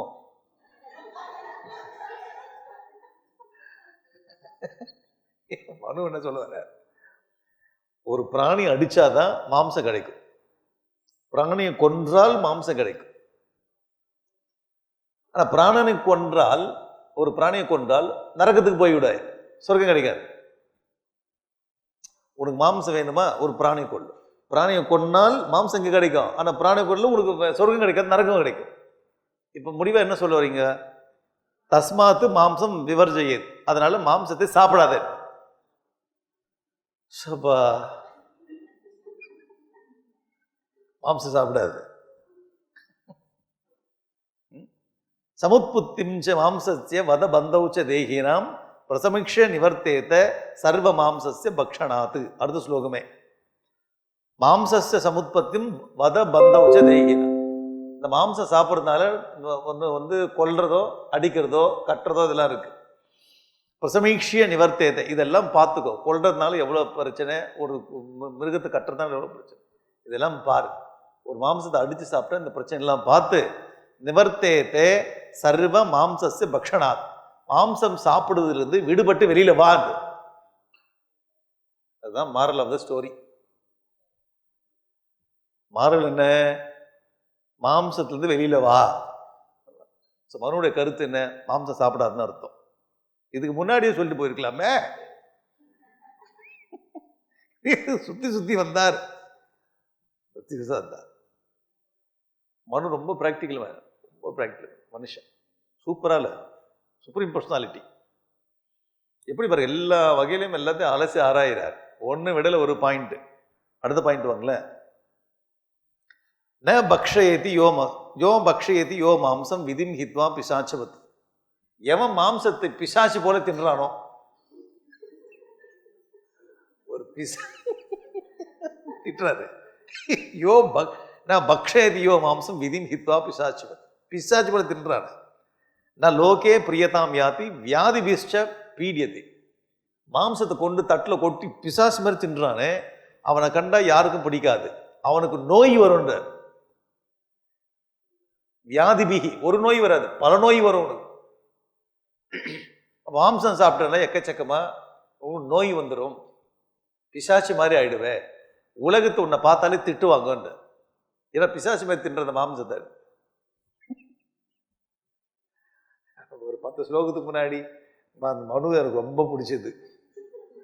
ஏன் அடி சாப்பிடுனாரு, இப்ப என்ன சொல்றாரு, பிசாசு என்றாரு, நரகத்து போவேன் என்றாரு, எத்தனை முடி இருக்கிறதோ அத்தனை ஜன்மம் எடுப்பேன் என்றாரு. ரொம்ப பயமால இருக்கு. 7 பேர் சொல்ல, இந்த 7 பேர் உலகத்துல, இந்த 7 லிஸ்ட் கொடுத்து, இந்த 7 பேர் உலகத்துல நரக லோகத்தை அடைவார்கள், நல்ல லோகத்தை அடைய மாட்டார்கள். 7 பேர். அந்த யார் 7 பேர்ன்றது அடுத்த கிளாஸ்ல பார்ப்போம். ரொம்ப ஓவரா போயிட்டு இருக்கு, ஒரு கண்ட்ரோல் வேணும், ரொம்ப கண்ட்ரோல் வேணும். இப்போ எல்லாத்தையும் எல்லா ஸ்லோகத்தையும் படிச்சிடும், அனலைஸ் பண்ணும், எல்லா ஸ்லோகத்தையும் படிச்சிடும். ஸோ மனு இப்படியும் சொல்றாரு, அப்படியும் சொல்றாரு. இப்படி சொல்ல கடைசியில் அவர் என்ன சொல்ல வர்றார், கடைசியில் அவருடைய மாறல் என்ன, சாப்பிடலாமா சாப்பிடக்கூடாது சொல்லுங்க. என்ன ஸ்லோகம் வேணாலும் சொல்லிக்கணும், எத்தனை ஸ்லோகம் வேணாலும் எழுதி போட்டுக்கணும். நான் இங்கேருந்து 1 வீக் கழிச்சு போகும்போது நாங்கள் ட்ரெயினில் போகல, காரில் போகலான்னு இருக்கோம். இந்த ரெஸ்டாரண்ட்டில் நிறுத்தலாமா நிறுத்தக்கூடாதான்னு சொல்லுவோம். அந்த ஒரு விஷயம் போதும், அந்த ஒரு விஷயம் போதும், வேற ஒன்றும். எத்தனை ஸ்லோகம்னாலும் சொல்லட்டும், மாற்றி மாற்றி சொல்லட்டும். we are not worrying about anything. சாப்பிடலாமா சாப்பிடக்கூடாது, அந்த மாறல் மட்டும் சொன்னீங்கன்னா போதும். ஏன்னா இது முன்ன இப்போ 2 ஸ்லோகத்தை பார்த்து சாப்பிடக்கூடாது பிசாசின்றாரு, முன்னாடி விதிப்படி சாப்பிடலான்றாரு. ஸோ இது இப்போ நான் எடுத்துட்டேன் கையில், வாட் ஷுட் ஐ டூ? இது உள்ள போலாமா வெளியே நிற்கலாமா அது சொல்லு. நரக ஞாபகம் வருது, பிசாசு ஞாபகம் வருது, எல்லாம் ஞாபகம் வருது. ஒரு பக்கம் பார்த்தா அது சாப்பிடணும்னு சொல்லிட்டேன். இப்போ என்ன நம்ம சாஸ்திரங்க பாருங்களேன், இந்த சாஸ்திரத்தை இதெல்லாம் படித்து அனலைஸ் பண்ணி ஒரு முடிவுக்கு வரதுக்கு எவ்வளோ பெரிய புத்தி வேணும் பாருங்க. புத்தி இல்லாத ஒருத்தன் இந்த ஏரியாவை படித்து பார்த்தானா அது அவனுக்கு தகுந்த மாதிரி எடுத்துட்டு நம்மளை திட்டத்துக்கே யூஸ் பண்ணுவான். புரியுதா? நீ சாஸ்திரங்கள், உங்கள் சாஸ்திரங்கள் யக்ஞ யாகத்தில் மிருக மாம்சம் பக்ஷி மாம்சம் பயன்படுத்தினார்களே அதை மட்டும் சொல்கிறான். அதை தின்னா நீ பிசாசின்னு சொல்லாரு, அது சொல்ல மாட்டேற. அப்போ யாரும் அது எதுக்கு அந்த மாதிரி ஆளு சொல்லுவான்? எவன் மாம்சத்தில் ஈடுபாடுக்கோ அதெல்லாம் சொல்லுவான். நான் மாம்சம் சாப்பிட்றேன், எனக்கு ஒரு சப்போர்ட் வேணும். நல்ல வேலை அது உங்கள் சாஸ்திரத்திலே இருக்குது. அப்போ நீங்களே அயோக்கியத்தனம் பண்ணுறீங்க, நீங்களே கெட்டது பண்ணிட்டு என்ன மாம்சம் சாப்பிடக்கூடாதுன்னு சொல்கிறீங்க. அப்போ உங்கள் மாம்சம் அது பண்ணுறதுக்கு என்ன அர்த்தம் அது சொல்லு. அப்போ நான் சாப்பிட்ற மாம்சம் கரெக்டுன்னு சொல்லு, அது சொல்லுது. ஆனால் நீ மாம்சம் சாப்பிடக்கூடாது, நீ பிசாசின்னு சொல்லுது. நீ நரகத்துக்கு போவேன். எத்தனை மாம்சத்தை அடித்து சாப்பிட்டியோ அத்தனை ரோமம் உள்ளவரை நீ இப்போ நரகத்தை இருப்பேன்னு சொல்லுது. ஐயோ இதெல்லாம் வேறு இருக்கா? நீ படித்த ஸ்லோகத்துக்கு முன்னாடி பின்னாடியே ஸ்லோகத்தை படிச்சு பாரு. அப்போ ஒரு மாதிரி கொத்தா சொல்லியிருக்காரு. மாறி மாறி மாறி மாறி ஒரு கொத்தா ஒரு ஐடியா இருக்கு. இந்த கொத்தான ஒரு ஐடியாவை திராட்சம் பழப்போட தொங்குது. நிறைய பாயிண்ட்ஸ் இருக்கு. இதை அனலைஸ் பண்ணி எப்படி எடுக்கிறது, என்ன சொல்ல வராரு, என்ன சொல்ல வராரு, எதுக்கு இவ்வளோ விஷயத்தை மாற்றி மாற்றி மாற்றி சொல்றாரு? இப்போ சாப்பிடலான்றாரு, சாப்பிடக்கூடாதுன்றாரு, இப்படின்றாரு அப்படின்றாரு. இதோட முடிவு என்ன? அவருடைய முடிந்த முடிவு ஒன்று இருக்குல்ல, அனலைஸ் பண்ணுறது. இதுலேருந்து நம்ம மாறலை எப்படி எக்ஸ்ட்ராக்ட் பண்ணி எடுக்கிறது, அதுதான் முக்கியமான பாயிண்ட். அது என்னன்னு பார்ப்போம் அடுத்த கிளாஸ். ஓம் பூர்ணமதா பூர்ணமிதம் பூர்ணாத் பூர்ணமுதச்யதே பூர்ணஸ்ய பூர்ணமாதாய பூர்ணமேவாவசிஷ்யதே. ஓம் சாந்தி சாந்தி சாந்தி. ஹரி ஓம் ஸ்ரீ குருப்யோ நமः. ஹரி ஓம்.